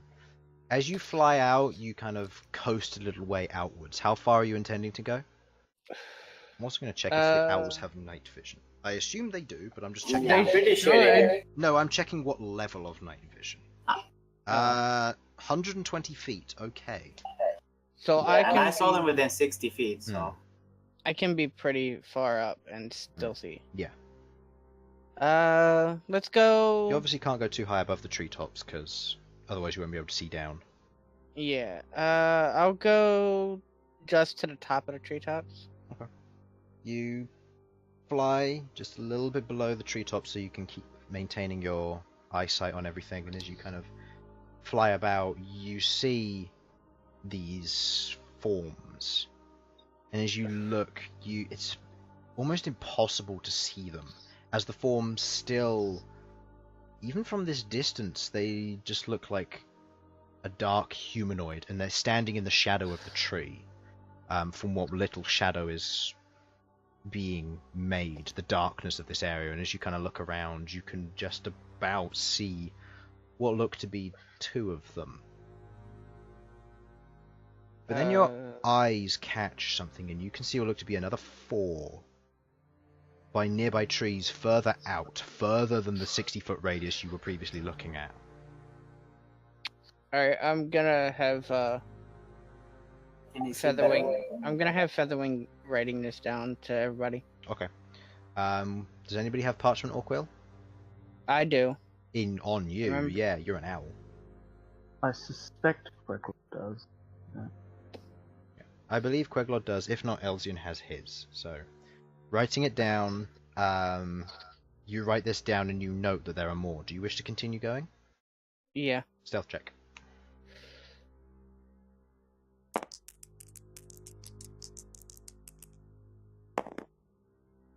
Okay, 23. You keep traveling around. You travel further along the outside of this, and you continue looking at the base of the trees, seeing what you can see. And you can see maybe another 3 or 4 of these things. Unless you wish to get closer, you aren't going to be able to get a definitive look at them. I do want to try and get closer. Make another stealth check then, please.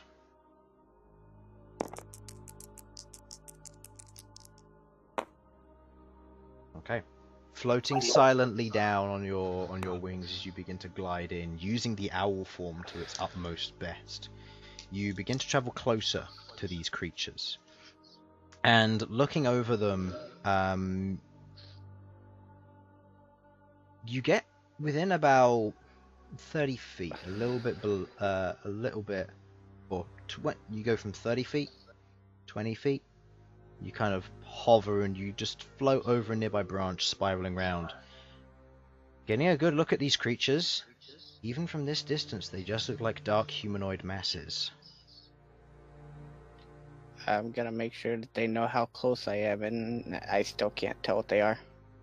Yeah. Within about 10-15 feet, these are still dark, like humanoid masses. You can't tell what they are. Would a lizard folk shaman be able to do this? Make an Arcana check with disadvantage.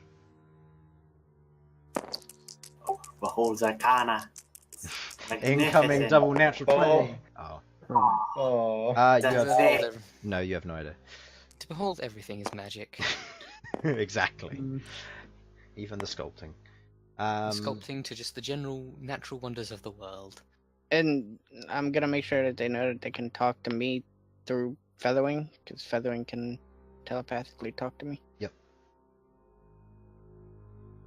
You write that down and you can all see that. The Featherwing writes that down. Interesting. So what's our plan, guys? We could go out and try and talk. Do you try and coast closer to this creature, or are you going to try and just take off and try and move a little bit further out, see if you can gauge how many of these things there are? I'm gonna ask what they think I should do. Okay. What do you guys think I should do? Should I get closer or try to see if there are more?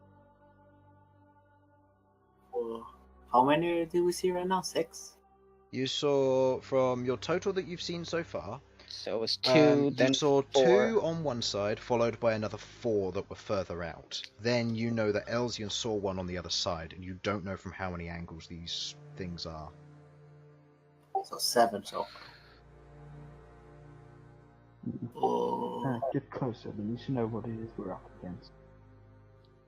Okay. Make a perception check for me, Malcom. Perception? Yep.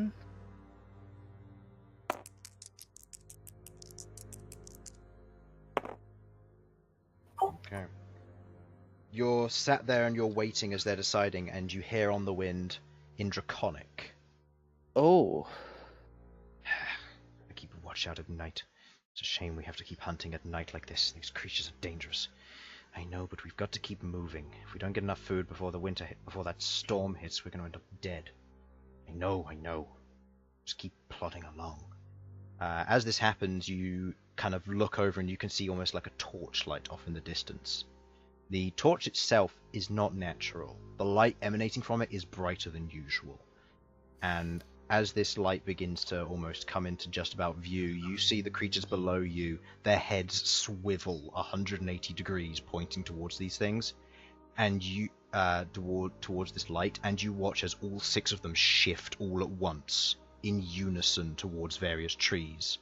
You see from the other side with your dark vision, you catch this as well as Queglod, as well as Elsyan using your dark vision extension with Felipe. You see another 6 on the other side of you shift also, moving through the snow, moving towards. They move quickly, effectively, and from what you can see, they leave 0 tracks. Can I talk while in owl form? No. You can hoot. Where is this torchlight coming from? They might try and eat you if you hoot, though. I'm gonna. Hoot!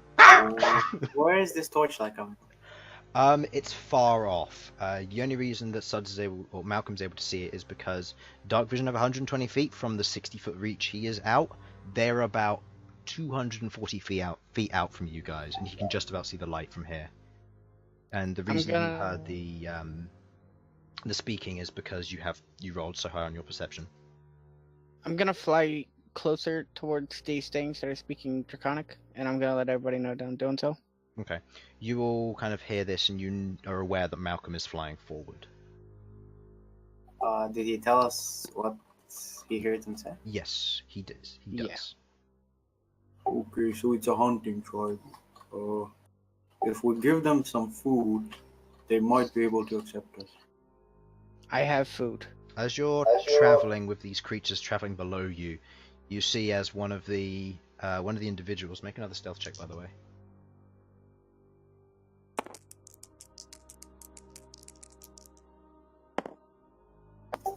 Total? 17. That's it's actually they have it's 17. Plus 13, so 17. At this moment, as you kind of move a little bit closer, you can see 2 completely snow white lizard folk. One of them's wielding a bow, the other one has the torch in hand and has what look to be a club at its side. From your... let's see. Do you know this? This is where my cheat sheet comes in handy. Yes, you do. You can tell that they are carrying basic enchanted equipment. Oh, basic enchanted. Okay. By basic, I mean it's not +1. This is basic stuff. It's a base enchantment to make it magical. I'm gonna... You can see these things. These 2 lizard folk walking.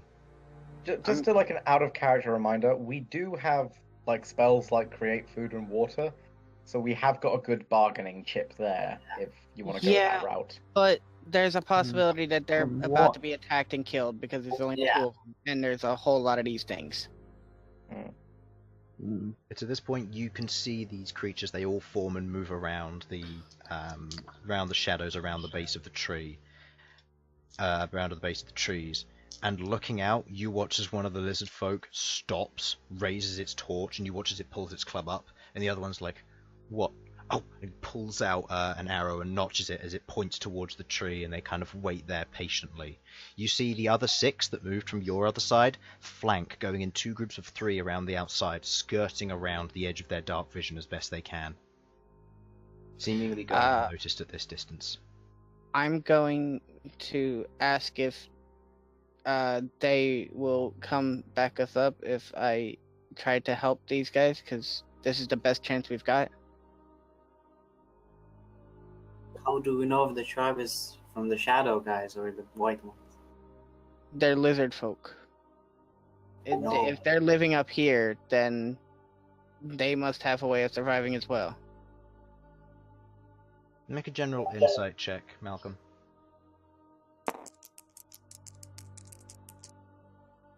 DC's not going to be high for this.